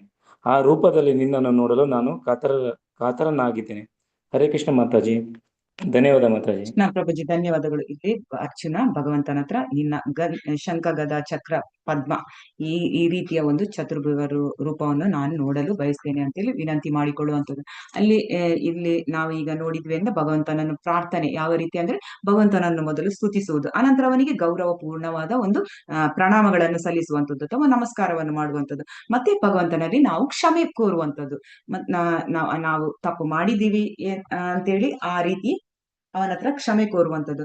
ಮತ್ತೆ ನಮ್ಮ ಕೊನೆಯದಾಗಿ ಭಗವಂತನ ಹತ್ರ ನಾವು ವಿನಂತಿಸಿಕೊಳ್ಳುವಂಥದ್ದು, ನನ್ನ ಎಲ್ಲ ಇಂದ್ರಿಯಗಳನ್ನು ನಿನ್ನ ಸೇವೆಗೆ ತೊಡಗಿಸುವಂತಾಗಲಿ, ನಾನು ಸದಾ ನಿನ್ನ ಸೇವೆಯನ್ನು ಮಾಡುವಂತಾಗಲಿ ಅಂತೇಳಿ ಅವನ ಹತ್ರ ನನ್ನನ್ನು ಪ್ರತಿ ಗಳಿಗೆಗೂ ನಿನ್ನ ನೆನಪು ಬರುವಂತಾಗಲಿ ಮತ್ತು ನನ್ನ ಎಲ್ಲಾ ಇಂದ್ರಿಯಗಳನ್ನು ನಿನ್ನ ಸೇವೆಯಲ್ಲಿ ತೊಡಗಿಸ್ಬೇಕು. ಮತ್ತೆ ಆ ರೀತಿ ನಿನ್ನ ಬಳಿಗೆ ಬರುವಂತೆ ನನ್ನನ್ನು ನೀನು ಆಶೀರ್ವದಿಸಿಕೊಳ್ಳುದು ಅಂತೇಳಿ ನಾವು ಭಗವಂತನ ಹತ್ರ ವಿನಂತಿ ಮಾಡಿಕೊಳ್ಬೇಕು. ಈ ರೀತಿ ಅರ್ಜುನನ್ ನಮ್ಗೆ ತಿಳಿಸ್ತಾರೆ ಯಾವ ರೀತಿ ಒಂದು ಪ್ರಾರ್ಥನೆ ಮಾಡುವಂತದ್ದು ಅಂತೇಳಿ. ಮುಂದಕ್ಕೆ ನೋಡೋಣ. ಅರ್ಜುನನ ಪ್ರಾರ್ಥನೆಗಳು. ಅನಂತರ ಭಕ್ತಿ ಪೂರ್ವಕವಾಗಿ ಮತ್ತೆ ಮತ್ತೆ ಕೃಷ್ಣನಿಗೆ ಪ್ರಣಾಮ ಮಾಡಿದನು. 1 ನಿಮಿಷ, 1 ಸೆಕೆಂಡ್ ಬಂದೆ.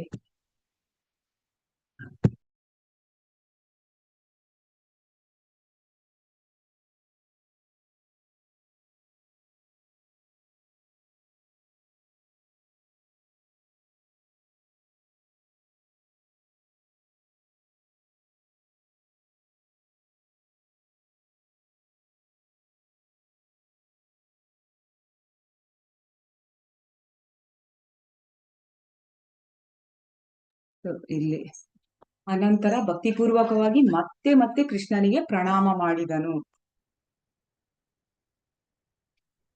ಸ್ನೇಹಿತನಾಗಿ ಅಲ್ಲ, ಬೆರಗಾದ ಭಕ್ತನಾಗಿ ಅವನು ಗದ್ಗದ ಸ್ವರದಲ್ಲಿ ಪ್ರಾರ್ಥನೆ ಮಾಡಲು ಪ್ರಾರಂಭಿಸಿದನು. ಅಂದ್ರೆ ಆ ಒಂದು ಭಯಾನಕವಾದ ಒಂದು ಬೆರಗಾದ ಒಂದು ದೃಶ್ಯವನ್ನು ನೋಡಿ ಅವನು ಪ್ರಣಾಮಗಳನ್ನು ಮಾಡ್ತಾ ಇದ್ದಾನೆ ಗದ್ಗದ ಸ್ವರದಲ್ಲಿ ಅಂತೇಳಿ ಹೇಳ್ತಾ ಇದ್ದಾರೆ.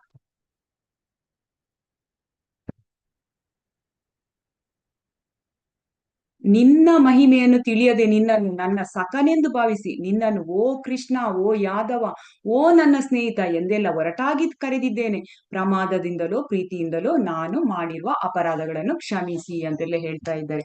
ಸೊ ಇಲ್ಲಿ ಯಾವ ರೀತಿ ಅಂತ ಹೇಳಿದ್ರೆ, ಭಗವಂತ ಆ ಒಂದು ಸ್ನೇಹ ಭಾವದಲ್ಲಿ ಇರುವಾಗ ಅರ್ಚುನ ಭಗವಂತನ ಜೊತೆ ಸಾಕ್ಯ ಭಾವನೆಯಲ್ಲಿರುವಾಗ, ಅಂದ್ರೆ ಹೀಗೆ ಹೇಗೆ ಭೌತಿಕದಲ್ಲಿ ನಾವು ಸ್ನೇಹಿತರ ಹತ್ರ ಎಷ್ಟು ಸಲಿಗೆ ಇರ್ತೇವೆ, ತುಂಬಾ ಒಂದು ಅನ್ಯೋನ್ಯವಾಗಿರ್ತೇವೆ. ಆಗ ಅನ್ಯೋನ್ಯದಲ್ಲಿರುವಾಗ ನಾವು ಅವರಿಗೆ ಏನೊಂದು ನಾವು ಅಪಹಾಸ್ಯ ಮಾಡ್ತೇವೆ. ಹೀಗೆ ಅರ್ಜುನನು ಕೂಡ ಭಗವಂತನ ಹತ್ರ ತುಂಬಾ ಸಲಿಗೆಯಲ್ಲಿದ್ರು. ಆಗ ಆ ರೀತಿ ಏನಾದ್ರೂ ತಪ್ಪು ಪ್ರಮಾದದಿಂದಲೋ ಪ್ರೀತಿಯಿಂದಲೋ ನಾನು ಮಾಡಿರೋ ಅಪರಾಧಗಳನ್ನು ಕ್ಷಮಿಸು. ನಾನೇನಾದ್ರೂ ಆ ಹೊತ್ತಿಗೆ ನೀನ್ ನನ್ನ ಸ್ನೇಹಿತನಾಗಿರುವಾಗ ನಾನು ಅನೇಕ ರೀತಿ ನಿನಗೆ ನಾನು ಒಂದು ಅಪಹಾಸ್ಯ ಮಾಡಿದ್ದಿರ್ಬೋದು ಅಥವಾ ಕೀಟಲೆಗಳನ್ನು ಮಾಡಿರ್ಬೋದು, ಅದಕ್ಕಾಗಿ ನನ್ನನ್ನು ಕ್ಷಮಿಸು. ಯಾಕೆ ಅವನು ಈ ರೀತಿ ಹೇಳ್ತಾ ಇದ್ದಾನೆ ಅಂತೇಳಿ ಅರ್ಜುನನಿಗೆ ಈಗ ಆ ಒಂದು ಭಗವಂತನ ಹಿರಿಮೆಯನ್ನು ಅವನು ನೋಡಿದ. ಅಂದ್ರೆ ಭಗವಂತ ಇವನು ನನ್ನ ಸ್ನೇಹಿತ ಹೌದು, ಆದ್ರೆ ಇವನ ಹಿರಿಮೆ ಬಹಳ ದೊಡ್ಡದು. ಅವನ ಈ ಒಂದು ದೃಶ್ಯವನ್ನು ನೋಡಿ ಅವನಿಗೆ ಈ ರೀತಿ ಅವನನ್ನು ದೇವೋತ್ತಮ ಪರಮಪುರುಷ ಅತ್ಯುನ್ನತ ಒಂದು ಸ್ತರದಲ್ಲಿ ಇದ್ದಾನೆ ಭಗವಂತ. ಇಂಥ ಒಂದು ಭಗವಂತನಿಗೆ, ಕೃಷ್ಣನಿಗೆ ನಾನು ಈ ರೀತಿ ಒಂದು ಸ್ನೇಹಿತನಾಗಿರುವಾಗ ಮಾಡಿದ್ದೆ ಅಲ್ವಾ ಅಂತೇಳಿ ಅವನಿಗೆ ಇಲ್ಲಿ ಅಪರಾಧಗಳನ್ನು ಕ್ಷಮಿಸು ಅಂತೇಳಿ ತಿಳಿಸುವಂಥದ್ದು. ಸೊ ವಿಹಾರದಲ್ಲಿ ಒಂದೇ ಹಾಸಿಗೆಯ ಮೇಲೆ ಮಲಗಿದ್ದಾಗ, ಒಟ್ಟಿಗೆ ಕುಳಿತಾಗ ಅಥವಾ ಭೋಜನ ಮಾಡುತ್ತಿದ್ದಾಗ, ನಾವಿಬ್ಬರೇ ಇದ್ದಾಗ ಸ್ನೇಹಿತರ ಮುದ್ದೆ ನಾನು ನಿನ್ನನ್ನು ಅನೇಕ ಬಾರಿ ಅಪಹಾಸ್ಯ ಮಾಡಿದ್ದೇನೆ ಅಚ್ಯುತನೆ. ಇದಕ್ಕೆಲ್ಲ ನಾನು ನಿನ್ನ ಕ್ಷಮೆ ಬೇಡ್ತೇನೆ. ನಾನು ಅನೇಕ ಬಾರಿ ಅಪಹಾಸ್ಯ ಮಾಡಿದ್ದೇನೆ. ಅದಕ್ಕೆ ಈಗ ಅರ್ಚುನ ಭಗವಂತನಲ್ಲಿ ಕ್ಷಮೆ ಬೇಡ್ತಾ ಇದ್ದಾನೆ ಅಂತ ಹೇಳ್ತಾರೆ. ಸೊ ಅರ್ಚುನನ ಪ್ರಾರ್ಥನೆಗಳು: ಅಜಾನತ ಮಹಿಮಾನಂ ತವೇದಂ, ನಿನ್ನ ಮಹಿಮೆಗಳನ್ನು ತಿಳಿಯದೆ, ಹೇ ಕೃಷ್ಣ, ಹೇ ಯಾದವ, ಹೇ ಗೆಳೆಯ ಅಂತೆಲ್ಲ ಹೇಳ್ತಾರೆ. ಓದ್ತೀರಾ ಇಲ್ಲಿ? ಹರೇ ಕೃಷ್ಣ. ಓಕೆ ಮಾತಾಜಿ. ಹರೇ ಕೃಷ್ಣ. ಓದಿ. ಕೃಷ್ಣನ ಸಿರಿಯನ್ನು ಗುರುತಿಸದೆ ಅವನನ್ನು ಗೆಳೆಯ, ಕೃಷ್ಣ, ಯಾದವ ಎಂದು ಸಂಬೋಧಿಸಿ ಎಷ್ಟು ಬಾರಿ ಅವನಿಗೆ ಅಪಮಾನ ಮಾಡಿರುವನೋ ಅರ್ಜುನನಿಗೆ ತಿಳಿಯದು. ಆದರೆ ಕೃಷ್ಣನು ಎಷ್ಟು ದಯಾಮಯ ಮತ್ತು ಕರುಣಾಳು ಎಂದರೆ, ಇಷ್ಟು ಸಿರಿ ಇದ್ದೂ ಅರ್ಜುನನೊಡನೆ ಗೆಳೆಯನಾಗಿ ಆಡಿದ. ಭಕ್ತ ಮತ್ತು ಭಗವಂತರ ನಡುವೆ ಇರುವ ಪರಸ್ಪರ ದಿವ್ಯ ಪ್ರೀತಿ ಇಂತಹದ್ದು. ಹರೇ ಕೃಷ್ಣ. ಹರೇ ಕೃಷ್ಣ ಮಾತಾಜಿ, ಧನ್ಯವಾದಗಳು. ಇಲ್ಲಿ ಹೇಳ್ತಾರೆ ಭಗವಂತ ಕೃಷ್ಣನು ಎಷ್ಟು ದಯಾಮಯ ಮತ್ತು ಕರುಣಾಳು ಎಂದರೆ, ಇಷ್ಟು ಸಿರಿದ್ದು ಅರ್ಜುನನೊಡನೆ ಗೆಳೆಯನಾಗಿ ಆಡಿದ ಅಂತೆಲ್ಲ ಹೇಳ್ತಾರೆ. ಇಲ್ಲಿ ಯಾವ ರೀತಿ ಅಂತೇಳಿ, ಈಗ ಅವನು ಗೆಳೆಯನಾಗಿ ಆಡಿದ್ದಾನೆ. ಇದೇ ರೀತಿ ಅವನು ಭಗವಂತ ಒಂದು ಕರುಣಾಳು ಅಂತೇಳಿ ನಮ್ಗೆ ಗೊತ್ತಿದೆ. ಭಗವಂತ ಭಕ್ತವತ್ಸಲ. ಯಾವ ರೀತಿ ಭಕ್ತವತ್ಸಲ? ನಾವು ನೋಡ್ತೇವೆ ಈ ಒಂದು ಯುದ್ಧದ ಸಮಯದಲ್ಲಿ ಅರ್ಜುನನ ಸಾರಥಿ ಆಗಿರುವಂತದ್ದು. ಈ ಸಾರಥಿ ಆಗಿರುವಾಗ ಅರ್ಜುನನಿಗೆ ಆ ಒಂದು ಯುದ್ಧರಂಗದಲ್ಲಿ ಇರುವಾಗ ತುಂಬಾ ಒಂದು ಆನೆಗಳ ಒಂದು ಶಬ್ದ, ಆನೆಗಳು ಕೂಗುವಂತ ಶಬ್ದ, ಕುದುರೆಗಳು ಶಬ್ದ, ಅಥವಾ ಒಂದು ಸೈನಿಕರ ಒಂದು ಶಬ್ದಗಳು, ಅಂದ್ರೆ ಅಷ್ಟು ಗದ್ದಲ ಇರ್ತದೆ. ಈ ರೀತಿ ಇರುವಾಗ ಅರ್ಜುನನಿಗೆ ಈ ಒಂದು ರಣರಂಗದಲ್ಲಿ ಎಡಬದಿ ಹೋಗ್ಬೇಕಾ ಬಲಬದಿ ಹೋಗ್ಬೇಕಾದ್ರೆ ಬಾಯಲ್ಲಿ ಹೇಳಿದ್ರೆ ಕೃಷ್ಣನಿಗೆ ಕೇಳಲ್ಲ. ಸೊ ಅವರು ಏನ್ ಮಾಡ್ತಾರೆ, ಈ ಒಂದು ಸನ್ನೆಯಲ್ಲಿ ಮಾಡುವಂಥದ್ದು, ಒಂದು ಕಾಲಲ್ಲಿ ತುಳಿಯುವಂಥದ್ದು, ಕೈಯಲ್ಲಿ ಇದು ಮಾಡುವಂಥದ್ದು. ಕೈಯಲ್ಲಿ ಅವರ ಹತ್ರ ಶಸ್ತ್ರ ಇರ್ತದೆ, ಬಟ್ ಎಲ್ಲವನ್ನು ಅವರು ನಿಂತುಕೊಂಡಿದ್ದ ಕಾಲಲ್ಲಿಯೇ ತುಳಿಬೇಕಾಗ್ತದೆ. ಸೊ ಅರ್ಜುನ ಏನ್ ಮಾಡ್ತಾನೆ, ಭಗವಂತನಿಗೆ ಎಡಕ್ಕೆ ಹೋಗ್ಬೇಕಾದ್ರೆ ಎಡ ಕಾಲಲ್ಲಿ ತುಳಿತಾನೆ, ಬಲಕ್ಕೆ ಹೋಗ್ಬೇಕಾದ್ರೆ ಬಲಕಾಲಲ್ಲಿ ತುಳಿಯುವಂಥದ್ದು. ಈ ರೀತಿ ಅಂದ್ರೆ ಅಷ್ಟು ಸ್ನೇಹಿತನ ಒಂದು ಭಾವನೆಯಲ್ಲಿ ಇರುವಂಥದ್ದು. ಆದ್ರೆ ಭಗವಂತನಿಗೆ ಇದು ಯಾವುದು ಗೊತ್ತಿಲ್ಲ. ಯಾಕೆಂದ್ರೆ ಅವನು ಭಕ್ತನ ಅಧೀನನಾಗಿರ್ತಾನೆ ಭಗವಂತ. ಸೊ ಆವಾಗ ಅವನು ಯಾವ ರೀತಿ ಡೈರೆಕ್ಷನ್ ಕೊಡ್ತಾನೆ ಅದೇ ರೀತಿ ಹೋಗುವಂಥದ್ದು. ಅಲ್ಲಿ ಇದು ಯಾವುದಿಲ್ಲ, ಅವನು ನನಗೆ ತುಳಿತಾ ಇದ್ದಾನೆ, ಇಲ್ಲ. ಅವನಿಗೆ ಭಕ್ತರ ಮೇಲೆ ಅವನು ಭಕ್ತರಿಗೆ ಬೇಕಾದ್ರೆ ಅವನು ಫುಲ್ಲು ಶರಣಾಗತನಾಗ್ತಾನೆ. ಅಂದ್ರೆ ಅವನು ಯಾವತ್ತು ಭಗವಂತನ ಒಂದು ಭಕ್ತವತ್ಸಲ ಯಾವ ರೀತಿ ಅಂತ ಹೇಳಿದ್ರೆ, ಭಕ್ತನ ಸೇವಕನಾಗಿರ್ಲಿಕ್ಕೆ ಅವನು ಆ ಒಂದು ಸಮಯವನ್ನು ಕಾಯ್ತಾ ಇರ್ತಾನೆ ಅಂತೇಳಿ ನಾವಿಲ್ಲಿ ತಿಳ್ಕೊಳ್ಬಹುದು. ಯಾಕಂದ್ರೆ ಅವನು ಆ ಒಂದು ಸಂದರ್ಭವನ್ನು ಕಾಯ್ತಾ ಇರ್ತಾನೆ ಪ್ರತಿಯೊಂದು ಕ್ಷಣಕ್ಕೂ, ಎಲ್ಲಿ ನಂಗೆ ಭಕ್ತನ ಸೇವೆ ಮಾಡ್ಲಿಕ್ಕೆ ಅವಕಾಶ ಸಿಗುತ್ತೆ ಅಂತೇಳಿ. ಅದಕ್ಕೆ ಇಲ್ಲಿ ಭಕ್ತವತ್ಸಲ ಅಂತ ಹೇಳುವಂಥದ್ದು. ಅದಕ್ಕೆ ಇಲ್ಲಿ ಭಗವಂತ ಕರುಣಾಳು ಅಂತೇಳಿ ಇಲ್ಲಿ ತಿಳಿಸುವಂಥದ್ದು. ಸೊ ಇಲ್ಲಿ ಅದೇ ರೀತಿ ಈ ಒಂದು ಪಾಂಡವರಲ್ಲಿ ಯುಧಿಷ್ಠಿರ ಮತ್ತು ಭೀಮ ಈ ಕೃಷ್ಣನ ವಯಸ್ಸಿಗಿಂತ ಹಿರಿಯರಾಗಿದ್ದಾರೆ. ಸೊ ಆವಾಗ ಕೃಷ್ಣ ಅವರು ಯುಧಿಷ್ಠಿರ ಮತ್ತು ಭೀಮರಿಗೆ ಯಾವತ್ತು ಅವರು ನಮಸ್ಕಾರ ಮಾಡುವಂಥದ್ದು. ಹಾಗೆ ನಕುಲ ಸಹದೇವರಿಗೆ ಅವರು ಕಿರಿಯರಾಗಿರ್ತಾರೆ. ಸೊ ಅವರು ಪ್ರೀತಿಯಿಂದ ಕಾಣುವಂಥದ್ದು ಭಗವಂತ. ಹಾಗೆ ಅರ್ಜುನ ಮತ್ತು ಕೃಷ್ಣ ಅವರು ಸಮಾನ ವಯಸ್ಕರು. ಸೊ ಅವರು ಸ್ನೇಹಿತರಾಗಿ ಇರುವಂತದ್ದು ಅಂತೇಳಿ ಇಲ್ಲಿ ಹೇಳ್ತಾ ಇದ್ದಾರೆ. ಆ ರೀತಿ ನಾವಿಲ್ಲಿ ತಿಳ್ಕೊಳ್ಬೇಕು. ಭಕ್ತ ಮತ್ತು ಭಗವಂತರ ನಡುವೆ ಇರುವ ಪರಸ್ಪರ ದಿವ್ಯ ಪ್ರೀತಿ ಇಂತಹುದು ಅಂತ ಇಲ್ಲಿ ತಿಳಿಸ್ತಾ ಇದ್ದಾರೆ. ನೆಕ್ಸ್ಟ್ ಓದಿ ಮಾತಾಜಿ. ಹರೇ ಕೃಷ್ಣ ಮಾತಾಜಿ. ಜೀವಿ ಮತ್ತು ಕೃಷ್ಣನ ನಡುವನು ಬಾಂಧವ್ಯವು ನಿರಂತರವಾದದ್ದು. ಅರ್ಜುನನ ವರ್ತನೆಯಲ್ಲಿ ನಾವು ಕಾಣುವಂತೆ ಅದನ್ನು ಮರೆಯಲು ಸಾಧ್ಯವಿಲ್ಲ.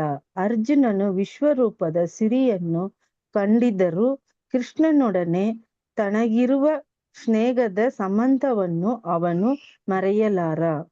ಹರೇ ಕೃಷ್ಣ ಮಾತಾಜಿ. ಹರೇ ಕೃಷ್ಣ ಮಾತಾಜಿ, ಧನ್ಯವಾದಗಳು. ಇಲ್ಲಿ ಹೇಳ್ತಾರೆ ಜೀವಿ ಮತ್ತು ಕೃಷ್ಣ ನಡುವನ ಬಾಂಧವ್ಯ ನಿರಂತರವಾದದ್ದು. ಈಗ ಜೀವಿ ಮತ್ತು ಯಾವಾಗ ಅದೇನು ನಿನ್ನೆ ಮೊನ್ನೆ ಬಂದದ್ದಲ್ಲ ಆ ಸಂಬಂಧ. ಸೊ ಅದು ಸನಾತನವಾದದ್ದು. ಸೊ ಇಲ್ಲಿ ಅರ್ಜುನನು ಅಷ್ಟೇ. ಯಾವಾಗ ಇವರು ಯಾವ ರೀತಿ ಅಂತ ಹೇಳಿದ್ರೆ, ಅರ್ಜುನ ಈ ಒಂದು ಸ್ನೇಹ ಭಾವದಲ್ಲಿ ಇದ್ದ ಕೃಷ್ಣನೊಡನೆ, ಅವನ ಸ್ನೇಹ ಭಾವದಲ್ಲಿ ಆ ಸಂಬಂಧ ಇದ್ದೇ ಇರ್ತದೆ. ಈಗ ಅವನು ಎಷ್ಟೇ ಈ ಒಂದು ವಿಶ್ವರೂಪ ದರ್ಶನದಲ್ಲಿ ಭಗವಂತನ ಭಯಾನಕ ದೃಶ್ಯವನ್ನು ನೋಡಿದ್ರು, ಆ ಒಂದು ಮೊದಲಿಂದಲೂ ಇದ್ದ ಆ ಸ್ನೇಹದ ಭಾವನೆಯನ್ನು ಆ ಸಂಬಂಧವನ್ನು ತೆಗಿಲಿಕ್ಕೆ ಆಗಲ್ಲ. ಅದು ಯಾವತ್ತೂ ಅರ್ಜುನನಿಗೆ ಮರೀಲಿಕ್ಕೆ ಆಗುದಿಲ್ಲ ಅಂತೇಳಿ ಇಲ್ಲಿ ಹೇಳುವಂಥದ್ದು. ನೆಕ್ಸ್ಟ್ ಓದಿ ಮಾತಾಜಿ. ಹರೇ ಕೃಷ್ಣ ಮಾತಾಜಿ. ಭುಜ ದರ್ಶನ. ಹೇ ವಿಷ್ಣು ಮೂರ್ತಿಯೇ, ಸಹಸ್ರ ಬಾಹುವೆ, ಕಿರೀಟಧಾರಿಯಾಗಿ ಗದೆ, ಚಕ್ರ, ಶಂಖ ಮತ್ತು ಪದ್ಮಗಳನ್ನು ಕೈಗಳಲ್ಲಿ ಹಿಡಿದಿರುವ ನಿನ್ನ ಚತುರ್ಭುಜ ರೂಪವನ್ನು ನಾನು ನೋಡಲು ಬಯಸುತ್ತೇನೆ. ಆ ರೂಪದಲ್ಲಿ ನಿನ್ನನ್ನು ನೋಡಲು ನಾನು ಕಾತರನಾಗಿದ್ದೇನೆ. ಭಗವದ್ಗೀತಾ 11.46. ಧನ್ಯವಾದ ಮಾತಾಜಿ. ಹರೇ ಕೃಷ್ಣ. ಹರೇ ಕೃಷ್ಣ, ಧನ್ಯವಾದಗಳು. ಇಲ್ಲಿ ಹೇಳುವಂಥದ್ದು ಆ ಎಲ್ಲ ಒಂದು ಭಯಾನಕ ಕಾಲದ ರೂಪವನ್ನು ನೋಡಿದ ನಂತರ ಅರ್ಜುನ ಕೇಳುವಂಥದ್ದು ಭಗವಂತನ ಹತ್ರ, ನನಗೆ ಆ ಒಂದು ಶಂಖ ಚಕ್ರ ಗದಾ ಪದ್ಮ ಇರುವಂತ ಕೈಗಳಲ್ಲಿ ನಿನ್ನ ಚತುರ್ಭುಜ ರೂಪವನ್ನು ನೋಡಲು ನಾನು ಬಯಸುತ್ತೇನೆ ಅಂತೇಳಿ ಇಲ್ಲಿ ಹೇಳುವಂಥದ್ದು. ಯಾಕಂದ್ರೆ ಅವನಿಗೆ ಈ ದೃಶ್ಯವನ್ನು ನೋಡ್ಲಿಕ್ಕೆ ಅವನಿಗೆ ಇನ್ನು ಸಹಿಸ್ಲಿಕ್ಕೆ ಆಗುದಿಲ್ಲ. ಅಯ್ಯೋ, ಈ ರೀತಿಯ ದೃಶ್ಯ ಅಂದ್ರೆ ಭಗವಂತನ ಭಕ್ತರು ಯಾವತ್ತು ಭಗವಂತನ ಒಂದು ಸಹಜ ರೂಪವನ್ನು ನೋಡ್ಲಿಕ್ಕೆ ಇಷ್ಟಪಡ್ತಾರೆ ಅಂತೇಳಿ ಇಲ್ಲಿ ತಿಳಿಬಹುದು. ಓದಿ ಮಾತಾಜಿ. ಹರೇ ಕೃಷ್ಣ ಮಾತಾಜಿ. ಓದಿ ಮಾತಾಜಿ. ಪ್ರಭುಜಿ ಓದ್ರಿ. ಹಾ ಮಾತಾಜಿ. ಈಗ ಅವನು ಆಧ್ಯಾತ್ಮಿಕ ರೂಪವಾದ ನಾರಾಯಣ ರೂಪವನ್ನು ಕಾಣಬೇಕೆಂದು ಪ್ರಾರ್ಥಿಸುತ್ತಿದ್ದಾನೆ. ಕೃಷ್ಣನ ಮೂಲ ದೇವೋತ್ತಮ ಪರಮ ಪುರುಷನು ಮತ್ತು ಇತರ ಎಲ್ಲಾ ರೂಪಗಳಿಗೂ ಅವನೇ ಮೂಲ ಎಂದು ಶ್ರೀಮದ್ಭಾಗವತದಲ್ಲಿ ಹೇಳಿದೆ. ಈ ಶ್ಲೋಕವು ಸಂದೇಹವಿಲ್ಲದಂತೆ ಈ ಹೇಳಿಕೆಯನ್ನು ಸಿದ್ಧ ಮಾಡಿ ತೋರಿಸುತ್ತದೆ. 11ನೇ ಅಧ್ಯಾಯ 46ನೇ ಶ್ಲೋಕ. ಧನ್ಯವಾದ ಮಾತಾಜಿ. ಹರೇ ಕೃಷ್ಣ. ಹರೇ ಕೃಷ್ಣ, ಧನ್ಯವಾದಗಳು. ಇಲ್ಲಿ ಭಗವಂತನಿಗೆ ಹಲವು ರೂಪಗಳಿರ್ತವೆ. ಈ ಒಂದು ಹಲವು ಅವತಾರಗಳು ಇಲ್ಲಿ ಹೇಳ್ತಾ ಇದ್ದಾರೆ. ಈ ಒಂದು ಅರ್ಜುನ ಆ ಒಂದು ಚತುರ್ಭುಜ ರೂಪ ಭಗವಂತನ ಒಂದು ನಾರಾಯಣ ರೂಪ, ಅದನ್ನು ಈಗ ಅರ್ಜುನ ನೋಡ್ಲಿಕ್ಕೆ ಬಯಸ್ತಾನೆ. ಅಂದ್ರೆ ಭಗವಂತನಿಗೆ ಬೇರೆ ಬೇರೆ ಒಂದು ಅವತಾರಗಳಲ್ಲಿ ಈ ಒಂದು ಪುರುಷ ಅವತಾರ ಇರುತ್ತೆ, ಭಗವಂತನದ್ದು ಒಂದು ಗುಣಾವತಾರದಲ್ಲಿ ರೂಪ, ಮತ್ತೆ ಲೀಲಾವತಾರದಲ್ಲಿ ಹಾಗೆ ಶಕ್ತಿ ಅವತಾರದಲ್ಲಿ, ಹೀಗೆ ಅನೇಕ ಭಗವಂತನ ರೂಪಗಳಿರ್ತವೆ. ಸೊ ಇದು ಎಲ್ಲ ಈ ರೀತಿ ಅವರು ಇದು ಎಲ್ಲ ಏನಾಗ್ತದೆ ಅಂತ ಹೇಳಿದ್ರೆ ಭಗವಂತನ ಒಂದು ಅವತಾರಗಳು. ಸೊ ಇಲ್ಲಿ ಏನಾಗ್ತದೆ, ಕೃಷ್ಣ ಭಗವಂತ ಅವತಾರ ಅಲ್ಲ, ಕೃಷ್ಣ ಅವತಾರಿ. ಸೊ ಇಲ್ಲಿ ಕೃಷ್ಣನ ಒಂದು ನಿಜ ರೂಪ ಅಂತ ಹೇಳಿದ್ರೆ ಈ ಒಂದು ಎಲ್ಲ ಕೃಷ್ಣನ ಒಂದು ನಿಜ ಎರಡು ಕೈಯ ರೂಪ ಅದು ಯಾವ ರೀತಿ ಅಂತ ಹೇಳಿ, ಅದು ದೇವೋತ್ತಮ ಪರಮ ಪುರುಷನ ರೂಪ. ಅದನ್ನು ಈ ಕೃಷ್ಣ ಅವತಾರ ಅಲ್ಲ, ಅವತಾರಿ ಅಂತೇಳಿ. ಅಂದ್ರೆ ಅವನು ಯಾವತ್ತಿದ್ರು ಅವತಾರ ಅಲ್ಲ ಅಂತೇಳಿ. ಈ ಭಗವಂತನ ಬೇರೆ ಅವತಾರಗಳು, ಈ ಪುರುಷ ಅವತಾರ, ಗುಣಾವತಾರ, ಲೀಲಾವತಾರ, ಶಕ್ತಿ ಇದೆಲ್ಲ ಅವತಾರಗಳು. ಆದ್ರೆ ಕೃಷ್ಣನ ಈ ಒಂದು ರೂಪ ಅವತಾರ ಅಲ್ಲ, ಅವನು ಕೃಷ್ಣ ಅವತಾರಿ ಅಂತೇಳಿ ಇಲ್ಲಿ ನಾವು ತಿಳಿಬಹುದು. ಸೊ ಇದು ಓದಿ. ಹರೇ ಕೃಷ್ಣ. ಹರೇ ಕೃಷ್ಣ ಮಾತಾಜಿ. ಸೌಮ್ಯ ಒಪ್ಪು ಅತ್ಯಂತ ಸುಂದರವಾದ ರೂಪ. ನನ್ನ ಈ ಭಯಾನಕ ವೈಶಿಷ್ಟ್ಯವನ್ನು ನೋಡಿ ನೀವು ವಿಚಲಿತರಾಗಿದ್ದೀರಿ ಮತ್ತು ದಿಗ್ಭ್ರಮೆಗೊಂಡಿದ್ದೀರಿ. ಈಗ ಅದು ಮುಗಿಯಲಿ. ನನ್ನ ಭಕ್ತನೇ, ಮತ್ತೆ ಎಲ್ಲಾ ತೊಂದರೆಗಳಿಂದ ಮುಕ್ತನಾಗಿರು. ಶಾಂತಿಯುತ ಮನಸ್ಸಿನಿಂದ ನೀನು ಬಯಸಿದ ರೂಪವನ್ನು ನೋಡಬಹುದು. ಹರೇ ಕೃಷ್ಣ ಮಾತಾಜಿ. ಹರೇ ಕೃಷ್ಣ, ಧನ್ಯವಾದಗಳು ಮಾತಾಜಿ. ಇಲ್ಲಿ ಅರ್ಜುನ ಈಗ ಕಾಣಲಿಚ್ಛಿಸುವ ರೂಪ ಅದು ಭಗವಂತನ ನಿಜ ರೂಪ, ಅದು ಅವತಾರಿ ರೂಪದಲ್ಲಿ. ಅಂದ್ರೆ ಮೊದಲು ಆ ಒಂದು ಬೇರೆ ಬೇರೆ ಅವತಾರಗಳಲ್ಲಿರುವಂತದ್ದು ಅದು ಪುರುಷ ಅವತಾರ, ಗುಣಾವತಾರ, ಆ ರೀತಿ ನೋಡುವಂಥದ್ದು. ಈಗ ಅವನು ನೋಡ್ಲಿಕ್ಕೆ ಇಷ್ಟ ಪಡ್ತಾನೆ ಭಗವಂತನ ಒಂದು ನಿಜ ರೂಪ ಅಂತೇಳಿ ಇಲ್ಲಿ ತಿಳಿಸ್ತಾ ಇದ್ದಾರೆ. ಇದನ್ನು ನಾನು ನೋಡ್ಲಿಕ್ಕೆ ಮನಸ್ಸು, ಆ ರೂಪವನ್ನು ನೋಡಿದ್ರೆ ಅರ್ಜುನನಿಗೆ ಸಮಾಧಾನವಾಗುತ್ತೆ ಅಂತೇಳಿ ಇಲ್ಲಿ ಹೇಳುವಂಥದ್ದು. ಅಂದ್ರೆ ಅದು ಸೌಮ್ಯವಾದ ರೂಪ ಅಂತೇಳಿ ಇಲ್ಲಿ ತಿಳಿಸುವಂಥದ್ದು.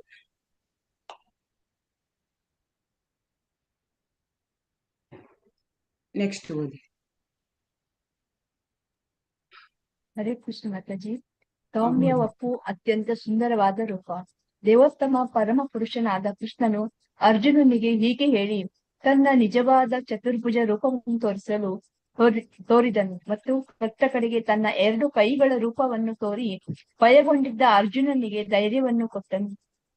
11.49. ಹರೇ ಕೃಷ್ಣ ಮತ್ತು ಹರೇ ಧನ್ಯವಾದಗಳು. ಕೃಷ್ಣ ಮಾತಾಜಿ, ಧನ್ಯವಾದಗಳು. ಆ ಒಂದು ಭಯಭೀತವಾದ ಅರ್ಜುನನನ್ನು ನೋಡಿ ಭಗವಂತನಿಗೆ ಗೊತ್ತಾಯ್ತು ಇವನು ತುಂಬಾ ಭಯಭೀತನಾಗಿದ್ದಾನೆ. ಸೊ ಅವನು ಆ ಒಂದು ಮೊದಲಿಗೆ ಚತುರ್ಭುಜ ರೂಪವನ್ನು ತೋರಿಸ್ತಾನೆ, ಅನಂತರ 2 ಕೈಗಳ ರೂಪವನ್ನು ತೋರಿಸ್ತಾನೆ. ಯಾಕೆ ಅರ್ಜುನ ಭಯಪಟ್ಟಿದ್ದಾನೆ ಅದನ್ನು ಅವನಿಗೆ ಒಂದು ಧೈರ್ಯ ತರಲಿಕ್ಕೆ ಆ ರೂಪವನ್ನು ತೋರಿಸುವಂತದ್ದು.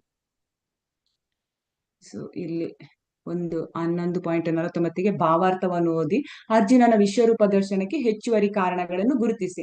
ಈಗ ನಾವು ಹಿಂದೆ ಕಳೆದ ಒಂದು ತರಗತಿಯಲ್ಲಿ ನಾವು ಏನ್ ಮಾಡಿದ್ವಿ, ಅರ್ಜುನನ ಒಂದು ವಿಶ್ವರೂಪಕ್ಕೆ ಯಾಕೆ ವಿಶ್ವರೂಪ ತೋರಿಸಿ ಅರ್ಜುನ ಇಷ್ಟಪಟ್ಟ ಅಂತೇಳಿ ನಾವು ನೋಡಿದ್ವಿ. ಸೊ ಆ ಒಂದು ಕಾರಣ ಅಂದ್ರೆ ಈ ಒಂದು ಜನರಿಗೆ, ಈ ಒಂದು ಸಾಮಾನ್ಯ ಜನರಿಗೆ ಅರ್ಜುನ ಸಾಮಾನ್ಯ ಜನರಿಗೆ ಒಂದು ತಿಳಿಸಿ ಹೇಳ್ಬೇಕಾಗಿತ್ತು. ಓ ಭಗವಂತನ ಭಗವಂತನ ಒಂದು ರೂಪವು ಈ ರೀತಿ ಇದೆ, ಇದರಲ್ಲಿ ಎಲ್ಲವೂ ಭಗವಂತ ಎಲ್ಲ ಕಾರಣಗಳ ಕಾರಣ ಹೇಗೆ ಅಂತೇಳಿ ಒಂದು ಸಾಮಾನ್ಯ ಜನರಿಗೆ ತಿಳಿಸಿಕೊಡ್ಬೇಕಿತ್ತು. ಅದಕ್ಕೆ ವಿಶ್ವರೂಪವನ್ನು ಅವನು ತೋರಿಸ್ಲಿಕ್ಕೆ ಹೇಳಿದ. ಎಲ್ಲ ವಿಭೂತಿಗಳು ಒಂದೇ ಇಡೀ ಆಕಾಶದ ಉದ್ದಗಲಕ್ಕೂ ಆ ಭಗವಂತನ ಒಂದು ದೃಶ್ಯವನ್ನು ನೋಡುವಂಥದ್ದು, ಅದೆಲ್ಲವನ್ನು ನೋಡಿ ಯಾರಿಗೋಸ್ಕರ ನಮ್ಮಂತವರಿಗೆ ತಿಳಿಸಿ ಹೇಳಲಿಕ್ಕೆ ಆ ವಿಶ್ವರೂಪವನ್ನು ಕಾಣಿಸಿದ್ದು. ಆ ಕಾರಣ ಬಿಟ್ಟು ಈಗ ನಾವು ಕಳೆದ ತರಗತಿಯಲ್ಲಿ ಆ ಒಂದು ಕಾರಣವನ್ನು ಇಟ್ಟು ಉಳಿದದ್ದು ಹೆಚ್ಚುವರಿ ಕಾರಣಗಳನ್ನು ಈ ಒಂದು 49ನೇ ಅಧ್ಯಾಯದಲ್ಲಿ ಭಾವಾರ್ಥದಲ್ಲಿ ತಿಳಿಸಿದ್ದಾರೆ ಅಂತ ಹೇಳ್ತಾರೆ. ಸೊ ನೀವು ಒಂದು 5 ನಿಮಿಷ ಓದಿ, ಮತ್ತೆ ಇದಕ್ಕೆ ನಾನು ಬ್ರೇಕ್ಔಟ್ ರೂಪ್ ಮಾಡಲ್ಲ, ಮತ್ತೆ ಯಾರಿಗೆ ಇಚ್ಛೆ ಇದೆ ಅವರು ಹೇಳ್ಬಹುದು. ಒಂದು 5 ನಿಮಿಷ ಓದಿ ಈ ಒಂದು ಭಾವಾರ್ಥವನ್ನು 49ರಿಂದ, ಮತ್ತೆ ಅದರಲ್ಲಿ ಪಾಯಿಂಟ್ಸ್ ಹೇಳ್ಬೋದು. 2 ಪಾಯಿಂಟ್ಸ್ ಹೇಳಿದ್ರೆ ಸಾಕು.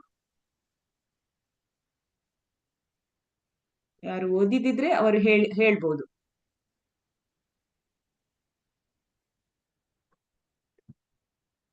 ಪ್ರಶ್ನೆ ಅರ್ಥ ಆಯ್ತು ಅನ್ಕೊಂಡಿರ್ತೀನಿ.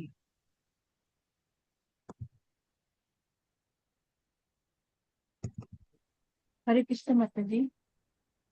ಹಾ ಮಾತಾಜಿ. 49 ವಿಶ್ವರೂಪ ದರ್ಶನಕ್ಕೆ ಹೆಚ್ಚುವರಿ ಕಾರಣ ಅಂದ್ರೆ ಅದು ಹೇಳ್ತಾ ಇದ್ರು. 49 ಅಂದ್ರೆ ಮೊದಲನೇ ಅಧ್ಯಾಯದಲ್ಲಿ ಅವನು ಅಜ್ಜ ಪಿತಾಮಹ ಕೊಲ್ಲಲಿಕ್ಕೆ ಚಿಂತಿತನಾಗಿದ್ದ. ಅದಕ್ಕೆ ಕೃಷ್ಣ ಅವ್ರಿಗೆ ಹೇಳ್ತಾನೆ, ಕೃಷ್ಣ ಪರಮಾತ್ಮ ಏನ್ ಹೇಳ್ತಾನೆ ಅಂದ್ರೆ ಅವನ ಕರ್ತವ್ಯ ಏನಿದೆ, ಅವನು ಕ್ಷತ್ರಿಯನಿದ್ದಾನೆ, ಅವನ ಕರ್ತವ್ಯವನ್ನು ಮರೆಯುತ್ತಿದ್ದಾನೆ. ಅಂದ್ರೆ ಅವನು ದೇಹದ ಭಾವನೆಯಲ್ಲಿದ್ದಾನೆ. ದೇಹ ಭಾವನೆಯಲ್ಲಿ ಇಟ್ಕೊಂಡು ಅವನು ತನ್ನ ಪಿತಾಮಹ ಅಂದ್ರೆ ತನ್ನನ್ನು ಗುರುತಿಸ್ಕೊಂಡಿದ್ದಾನೆ. ದೇಹಭಾವದಲ್ಲಿ ಗುರುತಿಸ್ಕೊಂಡು ತನ್ನ ಪಿತಾ ಮತ್ತೆ ದ್ರೋಣಮ ಅವ್ರನ್ನೆಲ್ಲ ನಾನು ಸಾಯಿಸುವುದಿಲ್ಲ, ಅಂದ್ರೆ ಪಾಪ ಕಟ್ಕೊಳ್ಳುದಿಲ್ಲ ಅಂತ ಅವ್ನು ಹೇಳ್ತಾ ಇದ್ದ. ಅದಕ್ಕೆ ಅವನು ಅದೇ ಹೇಳ್ತಾ ಇದ್ದಾನೆ, ನಿನ್ನ ಕರ್ತವ್ಯವನ್ನು ನಿರ್ಲಕ್ಷಿಸ್ತಾ ಇದೆಯಾ ಅಂತ. ಮತ್ತೆ ಈಗಾಗಲೇ ಅವರೆಲ್ಲ ಕೊಲ್ಲಲ್ಪಟ್ಟಿದ್ದಾರೆ ಅಂದ್ರೆ ಅವನು ತೋರಿಸ್ತಾನೆ, ನಂತರ ವಿಶ್ವರೂಪ ದರ್ಶನವನ್ನು ತೋರಿಸ್ತಾನೆ. ಈಗಾಗಲೇ ಅವರೆಲ್ಲ ಕೊಲ್ಲಲ್ಪಟ್ಟಿದ್ದಾರೆ. ಮತ್ತೆ ಭಕ್ತರ ವಿಷಯದಲ್ಲಿ ಅವರು ಯಾವಾಗ್ಲೂ ಶಾಂತಿಯುತರಾಗುತ್ತಾರೆ. ಮತ್ತೆ ಇಂತಹ ಪಾಪ ಕೃತ್ಯಗಳನ್ನು ಮಾಡಲು ಸಾಧ್ಯ ಇಲ್ಲ. ಅಂದ್ರೆ ಅವ್ರ ಕರ್ತವ್ಯವನ್ನು ಎಂತ ಪಾಪ ಕೃತ್ಯ ಇದ್ರು ಅವ್ರು ಮಾಡ್ಬೇಕು. ಅಂದ್ರೆ ಅವರ ಆದೇಶದ ಪಾಲನೆಯನ್ನು ಮಾಡ್ಬೇಕು. ಯಾರ್ದು?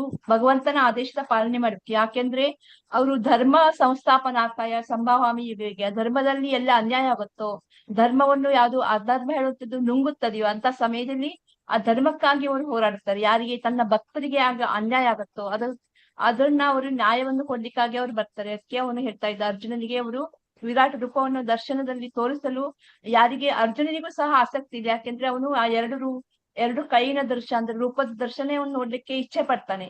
ಆದ್ರೆ ಅವನು ಭಕ್ತರಿಗಾಗಿ ಅಂದ್ರೆ ಇನ್ನು ಉಳಿದ ಅಂದ್ರೆ ಮಾಯಾವಧಿಗಳಿರ್ತಾರೆ ಮತ್ತೆ ನಿರಾಕಾದಿವಾದಿಗಳಿರ್ತಾರೆ, ಅಂಥವ್ರಿಗೆ ತೋರಿಸ್ಲಿಕ್ಕೆ. ಮತ್ತೆ ಅವನು ಇಷ್ಟು 10ನೇ ಅಧ್ಯಾಯ ಮತ್ತೆ 9ನೇ ಅಧ್ಯಾಯ 8ನೇ ಅಧ್ಯಾಯದೆಲ್ಲ ಅವನು ಎಲ್ಲ ಸಿರಿಯನ್ನ ವೈಭವೀಕರಿಸಿದ್ದಾನೆ. ಅದನ್ನೆಲ್ಲ ಅವನಿಗೆ ನೋಡುವಂತ ಭಾವನೆ ಇಚ್ಛೆ ಇದೆ. ಮತ್ತೆ ಭಕ್ತರಿಗಾಗಿ, ಯಾರು ಅವನು ಭಕ್ತನಲ್ಲ ಅಂತ ಹೇಳ್ತಾರೆ ಕಂಸನಂತವರು, ದುರ್ಯೋಧನನಂತವರು ಮತ್ತೆ ಮಾಯಾವಧಿಗಳು ಈಗ ಈ ಜಗತ್ನಲ್ಲೆಲ್ಲ ತುಂಬಿಕೊಂಡಿದ್ದಾರೆ, ಅಂಥವರಿಗಾಗಿಯೂ ಸಹ ಅವನು ದೇವರು, ದೇವೋತ್ತಮ ಪರಮ ಪುರುಷ ಅಂತ ತೋರಿಸ್ಲಿಕ್ಕಾಗಿ ಅವನು ಅದನ್ನ ಪ್ರೂಫ್ ಮಾಡ್ಬೇಕು ಅಂತ, ಅದಕ್ಕಾಗಿ ಅವನು ಆ ವಿರಾಟ ರೂಪದ ದರ್ಶನವನ್ನು ತೋರಿಸ್ಲಿಕ್ಕೆ ಅವನು ಕಳಕಳಿ ಅಂದ್ರೆ ಭಕ್ತಿಯಿಂದ ಅವನು ಪ್ರಾರ್ಥನೆಯನ್ನು ಮಾಡ್ತಾನೆ, ತೋರಿಸು ಅಂತ ಅವನು ಹೇಳ್ತಾನೆ. ಹರೇ ಕೃಷ್ಣ ಮಾತಾಜಿ. ಈ ಪ್ರೀತಿಯ ಸೇವೆ ಧನ್ಯವಾದಗಳು. ಹರೇ ಕೃಷ್ಣ. ಹರೇ ಕೃಷ್ಣ ಮಾತಾಜಿ. ಹೇಳಿ ಮಾತಾಜಿ. ಹಾ ಮಾತಾಜಿ, ವಿಶ್ವರೂಪ ದರ್ಶನ ಅದರ ಮೊದಲು ಭಗವಂತ ಅರ್ಜುನನಿಗೆ ಎಲ್ಲಾ ರೀತಿಯ ವೈಭವಗಳನ್ನು ವಿವರಿಸಿ ಹೇಳ್ತಾನೆ, ಎಲ್ಲವೂ ನನ್ನಲ್ಲಿದೆ ಅಂತ. ಇಲ್ಲಿ ಅರ್ಜುನ ಜನಸಾಮಾನ್ಯರ ಪ್ರತೀಕ ಆದ ಕಾರಣ ಆ ಪ್ರತಿಯೊಂದು ಜನಸಾಮಾನ್ಯರ ಆ ಪ್ರಶ್ನೆ ಸಂಶಯ ನಿವಾರಣೆ ಮಾಡೋದು ಭಗವಂತನ ಕರ್ತವ್ಯ ಆಗುತ್ತೆ. ಅದೇ ರೀತಿ ಜನಸಾಮಾನ್ಯರ ಪ್ರತೀಕವಾದ ಅರ್ಜುನನಿಗೂ ಭಗವಂತ ಎಲ್ಲಾ ವೈಭವಗಳನ್ನ ಹೇಳುವಾಗ ಕೃಷ್ಣ ನಿಜವಾಗಿ ಯಾರು ಎಂಬ ಪ್ರಶ್ನೆ ಅಂತ ಬರುತ್ತೆ ಅವನ ಮನಸ್ಸಲ್ಲೂ ಕೂಡ. ಸೊ ಅದಕ್ಕೆ ಭಗವಂತ ಏಕಾಂಶೇನ ಸಂಭೂತ ಅಂತ ಹೇಳಿ ಇಡೀ ವಿಶ್ವ ನನ್ನಲ್ಲಿ ಇದೆ ಅಂತ ತೋರಿಸ್ಲಿಕ್ಕೆ ವಿಶ್ವರೂಪ ದರ್ಶನವನ್ನು ಕೊಡ್ತಾರೆ. ಅದೇ ರೀತಿ ಇನ್ನೊಂದು ದೈವದ ಸರ್ವಶಕ್ತಿ ಪ್ರದರ್ಶನ ಮಾತಾಜಿ. ಅಂದ್ರೆ ಎಲ್ಲಾ ದೈವಗಳು, ದೇವಾನುದೇವತೆಗಳನ್ನು ಸೇರಿ ಎಲ್ಲಾ ಶಕ್ತಿಗಳು ಕೃಷ್ಣನಲ್ಲೇ ಇದೆ ಅಂತ ಹೇಳಿ ತೋರಿಸುವಂತದ್ದು, ಅದು ಇನ್ನೊಂದು ಕಾರಣ ಮಾತಾಜಿ. ಅಂದ್ರೆ ಭಗವಂತ ಸರ್ವೋಚ್ಚ, ಭಗವಂತನನ್ನು ಬಿಟ್ಟು ಯಾವುದೂ ಇಲ್ಲ, ಎಲ್ಲಾ ದೇವಾನುದೇವತೆಗಳು ಕೂಡ ಅವನ ಶಕ್ತಿಯ ಒಂದು ಭಾಗ ಅಂತ ತೋರಿಸ್ಲಿಕ್ಕೆ. ಅದೇ ರೀತಿ ಅರ್ಜುನನ ಧರ್ಮ ನಿಶ್ಚಯಕ್ಕಾಗಿ, ಅಂದ್ರೆ ಕೃಷ್ಣ ಯುದ್ಧದಲ್ಲಿ ಪಾಪದ ಭಯದಿಂದ ಅವ ಹೇಳ್ತಾನೆ, ಅಂದ್ರೆ ನೀನು ಹಿಂದೆ ಸರಿಯೋದು ಸರಿಯಲ್ಲ, ನೀನು ಇದಕ್ಕೆ ನಿಮಿತ್ತ ಮಾತ್ರ. ಧರ್ಮ ಯುದ್ಧ ಅದು ಮಾಡ್ಬೇಕಾಗಿರೋದು, ಅದು ನಾನು ಆಲ್ರೆಡಿ ಡಿಸೈಡ್ ಮಾಡಿದ್ದೇನೆ, ನೀನು ಇವಾಗ ನಿಮಿತ್ತವಾಗಿದ್ದು ಆ ಯುದ್ಧವನ್ನು ಗೆದ್ದು ಆ ಕೀರ್ತಿಯನ್ನು ಪಡೆಯ ಅಂತ. ಅಂದ್ರೆ ಧರ್ಮ ಯುದ್ಧ ಅದು ನಿಶ್ಚಯವಾಗಿ ನಡಿಲೇಬೇಕಾಗಿರೋದು, ಅದನ್ನು ಮನವರಿಕೆ ಮಾಡಿಸ್ಕೊಡ್ಬೇಕು ಅರ್ಜುನನಿಗೆ. ಸೊ ಕಾಲರೂಪದಲ್ಲಿ ಎಲ್ಲವೂ ಭಗವಂತನ ಬಾಯಿಯೊಳಗೆ ಹೋಗಿ ನಾಶವಾಗುವಂತದ್ದು ಕೂಡ ಅರ್ಜುನ ನೋಡ್ತಾನೆ. ಆ ರೀತಿಯಲ್ಲಿ ಭಗವಂತನಿಗೆ ಆ ಧರ್ಮ ಯುದ್ಧ ನಿಶ್ಚಯವನ್ನು ಕೂಡ ಹೇಳಿಕೊಡ್ತಾರೆ. ಅದೇ ರೀತಿ ಭಕ್ತಿಯ ಪರಮ ಗುರಿಯನ್ನು ತೋರಿಸ್ಲಿಕ್ಕೂ ಕೂಡ ಮಾತಾಜಿ.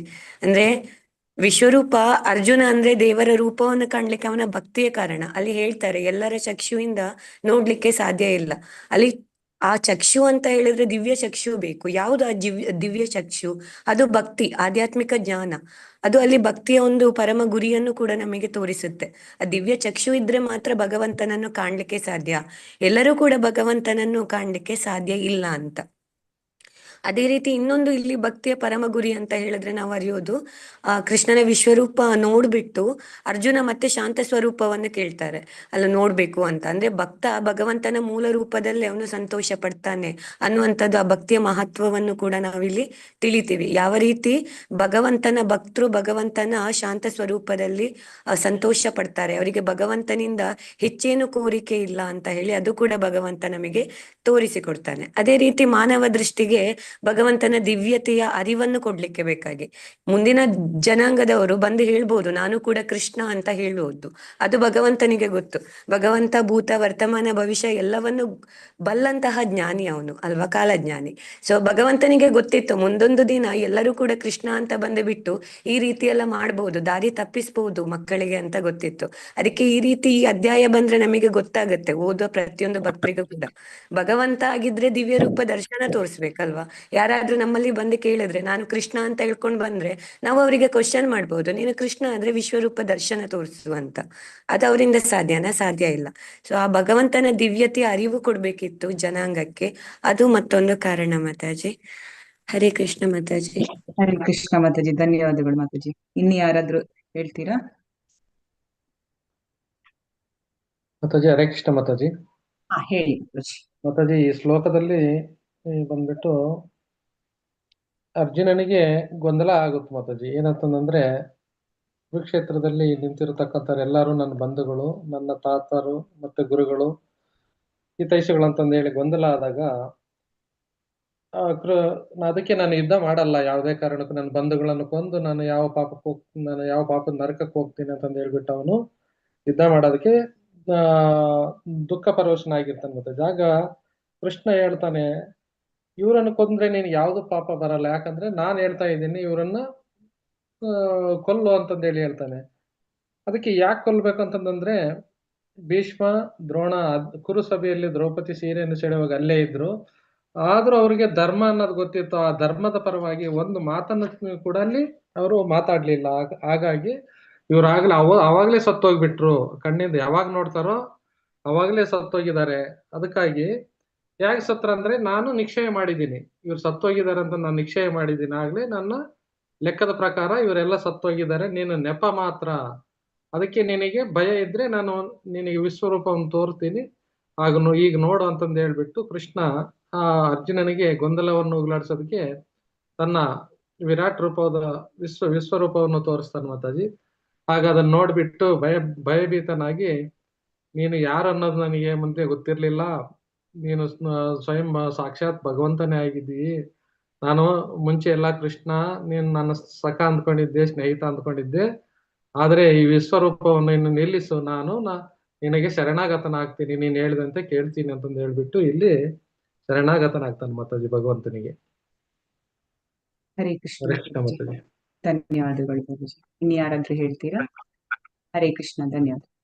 ಇನ್ನು ಯಾರಾದ್ರೂ ಹೇಳಲಿಕ್ಕೆ ಬಯಸ್ತೀರಾ? ಹರೇ ಕೃಷ್ಣ.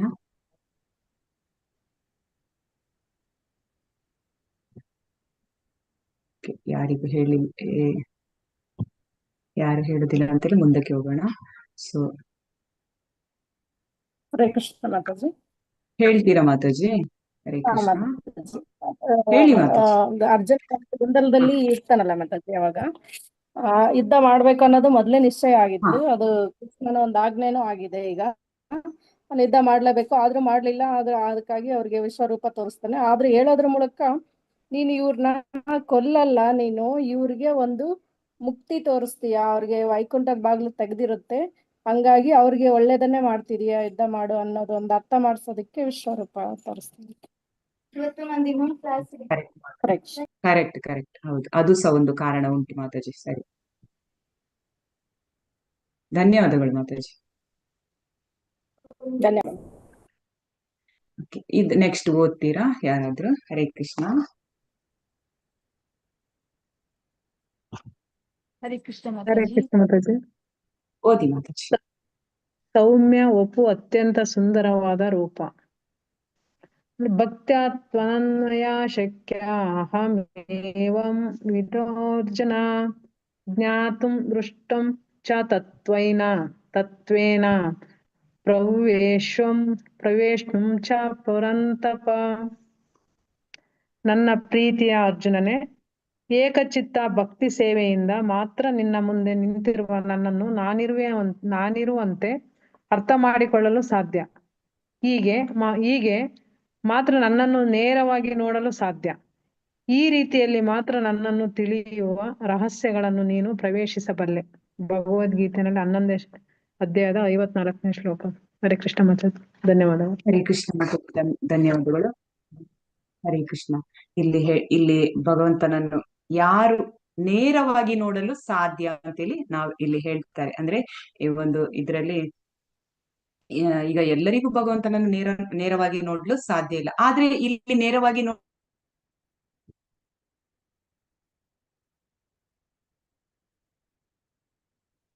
ಇಲ್ಲದೆ ವಿಚಲಿತ ಮನಸ್ಸಿನಿಂದ ಈ ಒಂದು ಮನಸ್ಸು ಆಚೆಚೆ ಹೋಗದೆ, ಯಾವ ಮನಸ್ಸು ಅತ್ಲಗಿತ್ತಗೆ ಹೋಗದೆ ಏಕಚಿತ್ತದಿಂದ ಭಗವಂತನನ್ನು ಚಿಂತನೆ ಮಾಡ್ತಾರೋ, ಅಥವಾ ಭಗವಂತನ ಜೊತೆ ಈ ಒಂದು ಭಗವಂತನ ಭಕ್ತಿ ಸೇವೆಯನ್ನು ಯಾರು ಪ್ರೀತಿಯಿಂದ ಮಾಡ್ತಾರೋ ಅಂತ ಭಕ್ತರು ಮಾತ್ರ ಭಗವಂತನನ್ನು ಅರ್ಥ ಮಾಡಿಕೊಳ್ಳಲು ಸಾಧ್ಯ, ತನ್ನನ್ನು ನೇರವಾಗಿ ನೋಡಲು ಸಾಧ್ಯ ಅಂತೇಳಿ ಇಲ್ಲಿ ಹೇಳುವಂಥದ್ದು. ಅನನ್ಯ ಚಿತ್ತದಿಂದ ಮಾತ್ರ ಸಾಧ್ಯ ಅಂದ್ರೆ ಈಗ ಭಗವಂತನ ಭಕ್ತರಿಗೆ ಮಾತ್ರ ಅನನ್ಯ ಚಿತ್ತ ಅಂದ್ರೆ ಏಕಚಿತ್ತದಿಂದ ನೋಡ್ಲಿಕ್ಕೆ ಸಾಧ್ಯ, ಆ ಒಂದು ದೃಷ್ಟಿಯಲ್ಲಿ ನೋಡ್ಲಿಕ್ಕೆ ಸಾಧ್ಯ ಆಗುತ್ತೆ. ಉಳಿದವರಿಗೆ ಈ ಒಂದು ಭಕ್ತರವರಿಗೆ ಅವನು ಯಾವ ರೀತಿ ನಾವು ಹಿಂದಿನ ಒಂದು ಇದರಲ್ಲಿ ನೋಡಿದ್ದೇವೆ, ಈ ಒಂದು ಭಕ್ತರಲ್ಲದವರಿಗೆ ಯಾವ ರೂಪ? ಕಾಲ ರೂಪದಲ್ಲಿ ಭಗವಂತ ದರ್ಶನ ತೋರಿಸ್ತಾರೆ. ಅಂದ್ರೆ ದರ್ಶನ ತೋರಿಸ್ತಾರೆ ಇಬ್ರಿಗೂ. ಆದ್ರೆ ಭಗವಂತನ ಭಕ್ತರಿಗೆ ಯಾರು ಭಗವಂತನ ಪರಿಶುದ್ಧ ಭಕ್ತರು ಅವರು ಏಕಚಿತ್ತ ಮನಸ್ಕರ ಆದ್ದರಿಂದ ಅವರಿಗೆ ಆ ಒಂದು ಭಗವಂತನ ಸೌಮ್ಯ ರೂಪ ಏನು, ಭಗವಂತನ ಹೇಗೆ ನಾವು ಈಗ ಅರ್ಜುನ ಕೊನೆಗೆ ಹೇಳಿದ ನಮ್ಗೆ 2 ಕೈಗಳ ನಿನ್ನ ಒಂದು ಸಹಜ ಒಂದು ರೂಪವನ್ನು ತೋರಿಸು, ಆ ಒಂದು ರೂಪವನ್ನು ತೋರಿಸ್ಲಿಕ್ಕೆ ಕಾಣಬಹುದು. ಆದ್ರೆ ಈ ಭಕ್ತರಲ್ಲದವರಿಗೆ ಈ ರೂಪ ನೋಡ್ಲಿಕ್ಕೆ ಸಾಧ್ಯ ಇಲ್ಲ. ಅವರು ಭಗವಂತನ ಭಯಾನಕ ರೂಪವನ್ನೇ, ಅಂದ್ರೆ ಯಾವ ರೀತಿ ಭಯಾನಕ ರೂಪ? ಭಗವಂತ ಒಂದು ಅವರಿಗೆ ಕಾಲನಾಗಿ ಬರುವಂತದ್ದು, ಮೃತ್ಯುವಾಗಿ ಬರುವಂತದ್ದು ಅಂತೇಳಿ ಇಲ್ಲಿ ನಾವು ಅರ್ಥ ಮಾಡಿಕೊಳ್ಬೇಕು. ಸೊ ಈ ರೀತಿಯಲ್ಲಿ ಮಾತ್ರ ಭಗವಂತನ ಒಂದು ರಹಸ್ಯಗಳನ್ನು ತಿಳಿಯಲು ಸಾಧ್ಯ ಅಂತೇಳಿ ಇಲ್ಲಿ ತಿಳಿಸ್ತಾ ಇದ್ದಾರೆ. ಓದಿ ಮಾತಾಜಿ. ಹರೇ ಕೃಷ್ಣ ಮಾತಾಜಿ. ಕೃಷ್ಣ ಪ್ರಜ್ಞೆಯ ಸೂತ್ರ. ಮತ್ಕರ್ಮ ಮತ್ಪರಮೋ ಮದ್ಭಕ್ತ ಸಂಗವರ್ಜಿತ ನಿರ್ವೈರ ಸುರಭೋ ತೇಷು ಯ ಸ ಮಾಮೇತಿ ಪಾಂಡವ. ಪ್ರಿಯ ಅರ್ಜುನ, ಕಾಮ್ಯಕರ್ಮದ ಮತ್ತು ಊಹಾತ್ಮಕ ಚಿಂತನೆಗಳ ಕಶ್ಮಲದಿಂದ ಮುಕ್ತರಾಗಿ ಯಾರು ನನ್ನ ಪರಿಶುದ್ಧ ಭಕ್ತಿ ಸೇವೆಯಲ್ಲಿ ತೊಡಗಿರುವನು, ಯಾರು ನನಗಾಗಿ ಕರ್ಮಗಳನ್ನು ಮಾಡುವನು, ನನ್ನನ್ನು ತನ್ನ ಬದುಕಿನ ಪರಮ ಗುರಿಯನ್ನಾಗಿ ಮಾಡಿಕೊಳ್ಳುವನು ಮತ್ತು ಎಲ್ಲ ಜೀವಿಗಳ ಮಿತ್ರನು, ಅವನು ನಿಶ್ಚಯವಾಗಿಯೂ ನನ್ನಲ್ಲಿಗೆ ಬರುವನು. ಹರೇ ಕೃಷ್ಣ. 11.55. ಧನ್ಯವಾದಗಳು ಮಾತಾಜಿ. ಹರೇ ಕೃಷ್ಣ. ಹರೇ ಕೃಷ್ಣ ಮಾತಾಜಿ, ಧನ್ಯವಾದಗಳು. ಇಲ್ಲಿ ಈ ಒಂದು ಕೃಷ್ಣ ಪ್ರಜ್ಞೆಯ ಸೂತ್ರ ಅಂತ ಹೇಳ್ತಾರೆ, ಇದು ಭಗವದ್ಗೀತೆಯ ಸಾರ ಅಂತ ಹೇಳ್ತಾರೆ ಈ ಒಂದು ಶ್ಲೋಕ. ಹೀಗೆ ಹಲವು ಕಡೆ ನಾವು ನೋಡಿದ್ವಿ ಹಿಂದೆ ಎಲ್ಲ ಭಗವದ್ಗೀತೆಯ ಸಾರ ಅಂತ ಹೇಳುವಂಥದ್ದು. ಸೊ ಇದೂನು ಅಂದ್ರೆ ಈ ಒಂದು 55ನೇ ಶ್ಲೋಕ ಕೂಡ ಭಗವದ್ಗೀತೆಯ ಸಾರ ಅಂತ ಹೇಳ್ತಾರೆ. ಯಾವ ರೀತಿ ಅಂತ ನೋಡೋಣ. ಮತ್ಕರ್ಮ ಇಲ್ಲಿ ಹೇಳ್ತಾ ಇದ್ದಾರೆ, ಭಗವಂತನ ಕೆಲಸ ಮಾಡುವಂಥದ್ದು. ಸೊ ನೆಕ್ಸ್ಟ್ ಮತ್ ಪರಮಃ.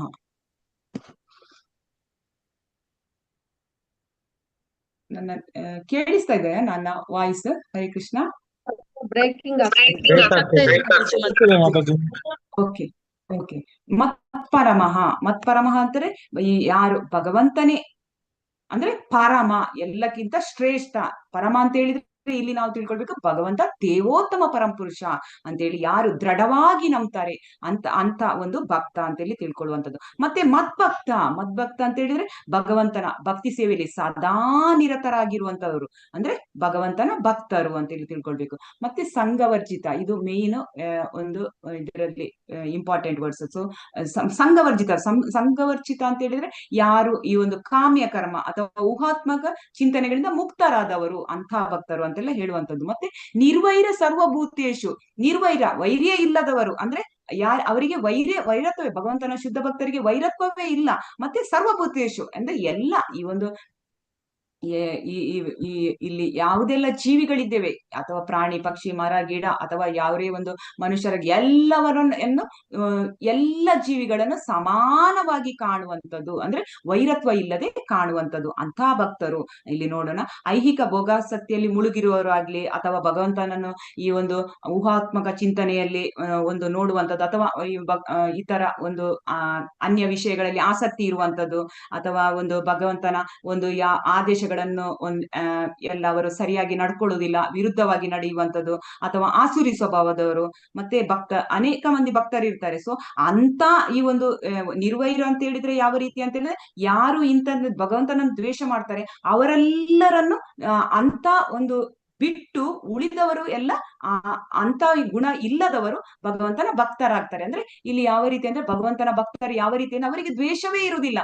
ಅವರು ಈ ಆಸುರಿ ಸ್ವಭಾವದವರು ಮತ್ತೆ ಊಹಾತ್ಮಕ ಚಿಂತನೆಯಲ್ಲಿರುವವರು ಇವರೆಲ್ಲ ಭಗವಂತನನ್ನು ಒಂದು ತಪ್ಪಾಗಿ ಅರ್ಥೈಸಿಕೊಳ್ಳುವಂಥದ್ದು. ಸೊ ಇಲ್ಲಿ ಭಗವಂತನ ಭಕ್ತರು ಇಂಥ ಎಲ್ಲ ಈ ಜನರಿಂದ ದೂರ ಇರುವಂಥದ್ದು. ಇಲ್ಲಿ ಹೇಳ್ತಾರೆ ಪರಿಶುದ್ಧ ಭಕ್ತನು ಇಂಥ ಜನರಿಂದ ದೂರ ಇರ್ಬೇಕು ಅಂತೆಲ್ಲ ಹೇಳುವಂಥದ್ದು. ಅಂದ್ರೆ ಸಂಘವರ್ಜಿತ, ಇಂಥ ಸಂಘದಿಂದ ದೂರ ಇರ್ಬೇಕು ಅಂತೆಲ್ಲ ಹೇಳುವಂಥದ್ದು. ಅಂದ್ರೆ ನಾವು ಯಾರು ನಾವು ಭಗವಂತನ ಅಂಶ, ಮತ್ತೆ ಎಲ್ಲದರಲ್ಲಿಯೂ ಭಗವಂತ ಇದ್ದಾನೆ, ಭಗವಂತ ನಮ್ಮ ಹೃದಯದಲ್ಲಿ ಪರಮಾತ್ಮನಾಗಿ ಇರ್ತಾನೆ, ಈ ರೀತಿ ಯಾರು ತಿಳ್ಕೊಳ್ತಾರೆ ಮತ್ತೆ ಭಗವಂತನನ್ನು ಯಾವತ್ತು ಒಂದು ಶತ್ರು ಭಾವನೆಯಿಂದ ತಿಳ್ಕೊಳ್ಳೋದೇ, ನಾವು ಭಗವಂತ ಶತ್ರು ಅಂತ ಯಾವತ್ತು ತಿಳ್ಕೊಳ್ಳೋದಿಲ್ಲ. ಭಗವಂತನ ಭಕ್ತರು ಭಗವಂತನನ್ನು ಯಾವತ್ತು ಸ್ನೇಹಿತನಾಗಿಯೇ ಕಾಣುವಂಥದ್ದು ಅಥವಾ ಈ ಭಗವಂತನನ್ನು ಯಾವ ರೀತಿ ಈ ಒಂದು ವಾತ್ಸಲ್ಯ ಭಾವದಿಂದ, ದಾಸ್ಯ ಭಾವದಿಂದ, ಸಾಕ್ಯ ಭಾವದಿಂದ ಭಗವಂತನ ಶುದ್ಧ ಭಕ್ತರು ನೋಡುವಂಥದ್ದು.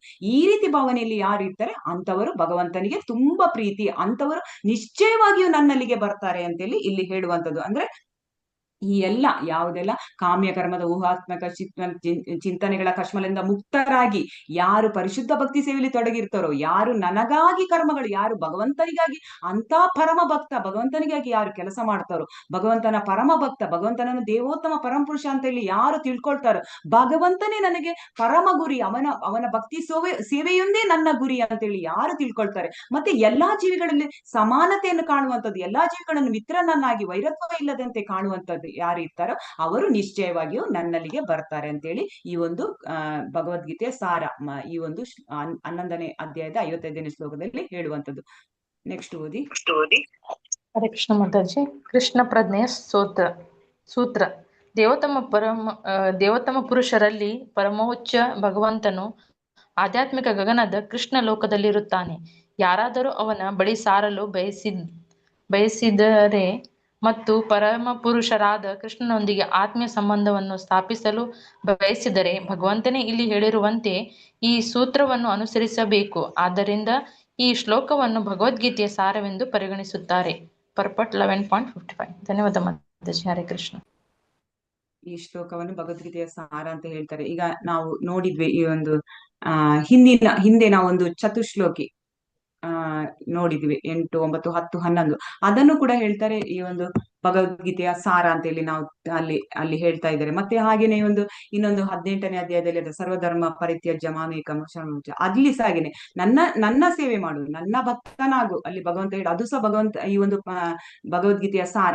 ಅಂದ್ರೆ ಅಲ್ಲಿ ಹೇಳುವಂತದ್ದು ನನ್ನ ಭಕ್ತನಾಗು, ನನ್ನ ಸೇವೆ ಮಾಡು, ನನ್ನ ಭಕ್ತನಾಗು, ನನ್ನನ್ನು ಪೂಜಿಸು, ನನಗೆ ನಮಸ್ಕಾರ ಮಾಡು. ಹಾಗೆ ಅನೇಕ ಕಡೆ ಈ ಒಂದು ಭಗವದ್ಗೀತೆಯ ಸಾರ ಎಂಬುದು ಇರ್ತದೆ. ಹಾಗೆ ಇದನ್ನು ಕೂಡ ಭಗವದ್ಗೀತೆಯ ಸಾರ ಅಂತ ಹೇಳಿ ಹೇಳುವಂತದ್ದು. ಸೊ ಇಲ್ಲಿ ಇದೆ ಈ ಎಲ್ಲಾ ಶ್ಲೋಕಗಳು ಒಂದಲ್ಲ ಒಂದು ರೀತಿಯಲ್ಲಿ ಅರ್ಥ ಒಂದು ಅದೇ ರೀತಿ ಕೊಡುವಂತದ್ದು. ಅಂದ್ರೆ ಇಲ್ಲಿ ಯಾವ ರೀತಿ ಅಂತ ಹೇಳಿದ್ರೆ ಈ ಒಂದು ಭಕ್ತರು ಭಗವಂತನಿಗೆ ಯಾವ ರೀತಿ ಪ್ರಿಯರು ಅಂದ್ರೆ ಭಗವಂತನ ಭಕ್ತಿ ಸೇವೆ ಯಾವ ರೀತಿ ಮಾಡಿದರೆ ಅಂತ ಭಕ್ತರು ಪರಿಶುದ್ಧ ಭಕ್ತರ ಸ್ತರಕ್ಕೆ ಏಳ್ಬೋದು. ಮತ್ತೆ ಭಗವಂತನ ಪರಿಶುದ್ಧ ಭಕ್ತರು ಭಗವಂತನ ಭಕ್ತಿ ಸೇವೆಯನ್ನು ಮಾಡಿಕೊಂಡು ಮತ್ತೆ ನನ್ನ ಬಳಿ ಬರ್ತಾರೆ. ಎಲ್ಲಾ ಶ್ಲೋಕಗಳು ಆ ಭಗವದ್ಗೀತೆಯ ಸಾರ ಅಂತ ಹೇಳುವ ಎಲ್ಲಾ ಶ್ಲೋಕಗಳು ಇದೇ ಅರ್ಥವನ್ನು ಕೊಡುವಂತದ್ದು. ಸೊ ಅಲ್ಲಿ ಎಲ್ಲದರಲ್ಲೂ ಈ ಒಂದು ನಾವು ಹಿಂದೆ ನೋಡಿದ ಪ್ರಕಾರ ಸಂಬಂಧ, ಅವಿಧೇಯ, ಒಂದು ಪ್ರಯೋಜನ, ಈ 3 ಇದ್ದೇ ಇರ್ತದೆ ಈ ಶ್ಲೋಕದಲ್ಲಿ. ಅಂದ್ರೆ ಸಂಬಂಧ ಹೇಗೆ ಅಂತ ಹೇಳಿದ್ರೆ ನಾವು ಒಂದು ದೇವೋತ್ತಮ ಪರಮಪುರುಷ ಅಂತ ಹೇಳಿ ನಾವು ಭಗವಂತನನ್ನು ಸ್ವೀಕರಿಸುವಂತದ್ದು. ಸೊ ನಾವು ಭಗವಂತನ ಅಂಶ, ನಾವು ಭಗವಂತನ ಸೇವಕ, ನಾವು ಭಗವಂತನ ಒಂದು ವಿಭಿನ್ನ ಅಂಶ, ಇದೆಲ್ಲ ಹೇಳುವಂಥದ್ದು. ಇದು ಒಂದು ಸಂಬಂಧ.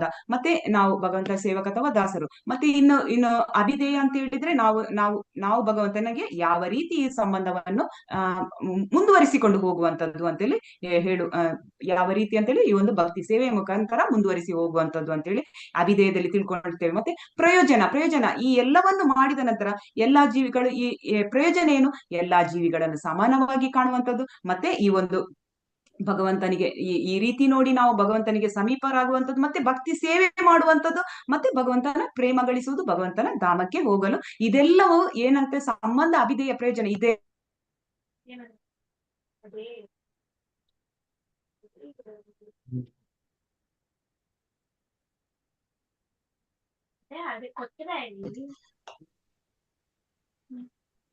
ಇಲ್ಲಿ ಕೃಷ್ಣ ಪ್ರಜ್ಞೆಯ ಸೂತ್ರ ನಿಮಗೆ ನೀಡಿದ ವಿಷಯದ ಬಗ್ಗೆ ಶ್ರೀಲ ಪ್ರಭುಪಾದರ ವಿವರಣೆಯನ್ನು ಓದಿ ಮುಖ್ಯ ವಿಷಯಗಳನ್ನು ತೋರಿಸುವ ಚಿತ್ರಗಳನ್ನು ಬರೆಯಿರಿ. ನಿಮಗೆ ನೀಡಿದ ವಿಷಯ ಬಗ್ಗೆ, ವಿಷಯ ಇಲ್ಲಿದೆ, 1 ನಿಮಿಷ.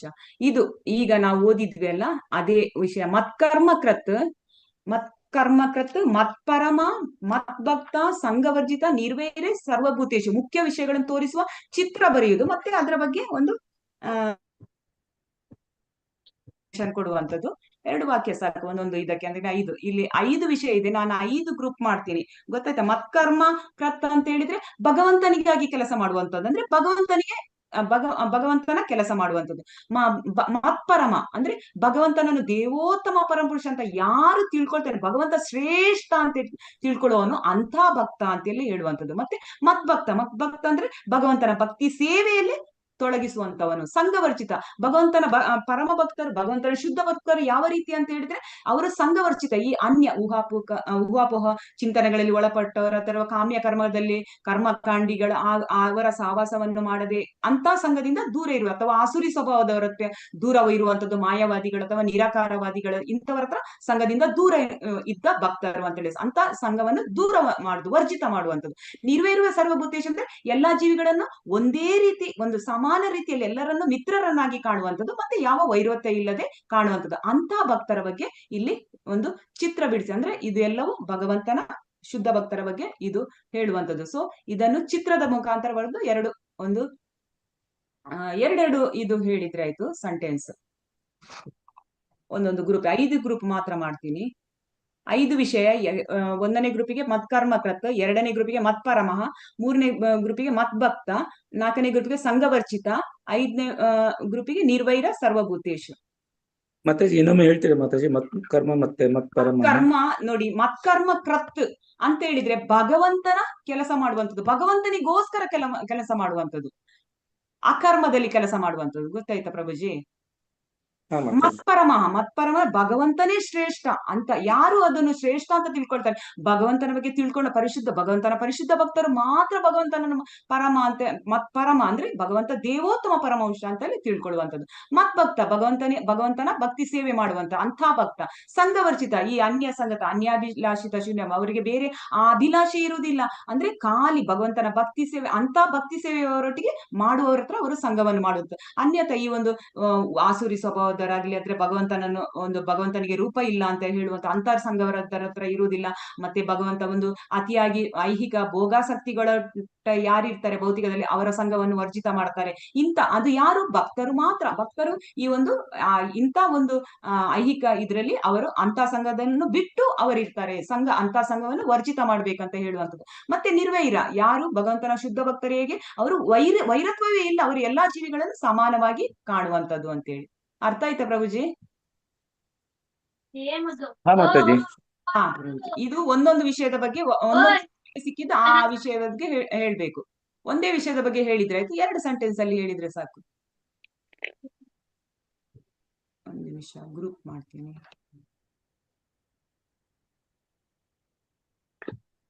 ಮೂರು ನಿಮಿಷ ಸಾಕು, ರೆಡಿ ಓದಿದ್ದಿರ್ತೀರಿ ನೀವು.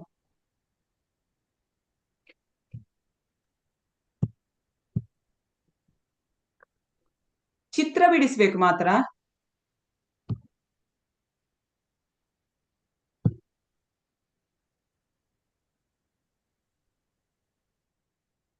ಎಲ್ಲರೂ ಪಾರ್ಟಿಸಿಪೇಟ್ ಮಾಡಿ ಆಯ್ತಾ.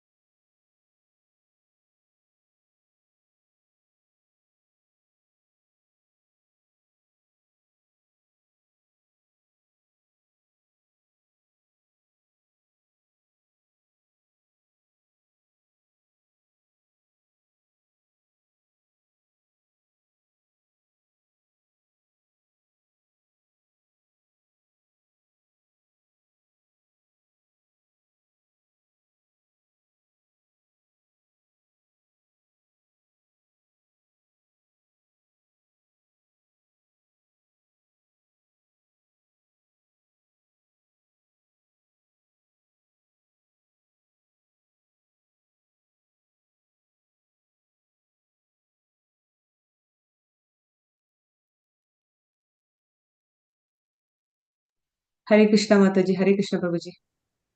ಹರೇ ಕೃಷ್ಣ ಮಾತಾಜಿ. ಹಾ ಹೇಳಿ ಮಾತಾಜಿ, ನಮ್ಮ ಗ್ರೂಪ್ ಎರಡನೇದು ಮಾತಾಜಿ. ಮತ್ಪರಮಃ. ಹಾ, ಮತ್ ಪರಮಃ. ನಮ್ಮಲ್ಲಿ ನಿತ್ಯಗೇನಿ ಮಾಧವಿ ದಾಸಿ ಮಾತಾಜಿ ಇದ್ರು, ದೇವಿದಾಸಿ.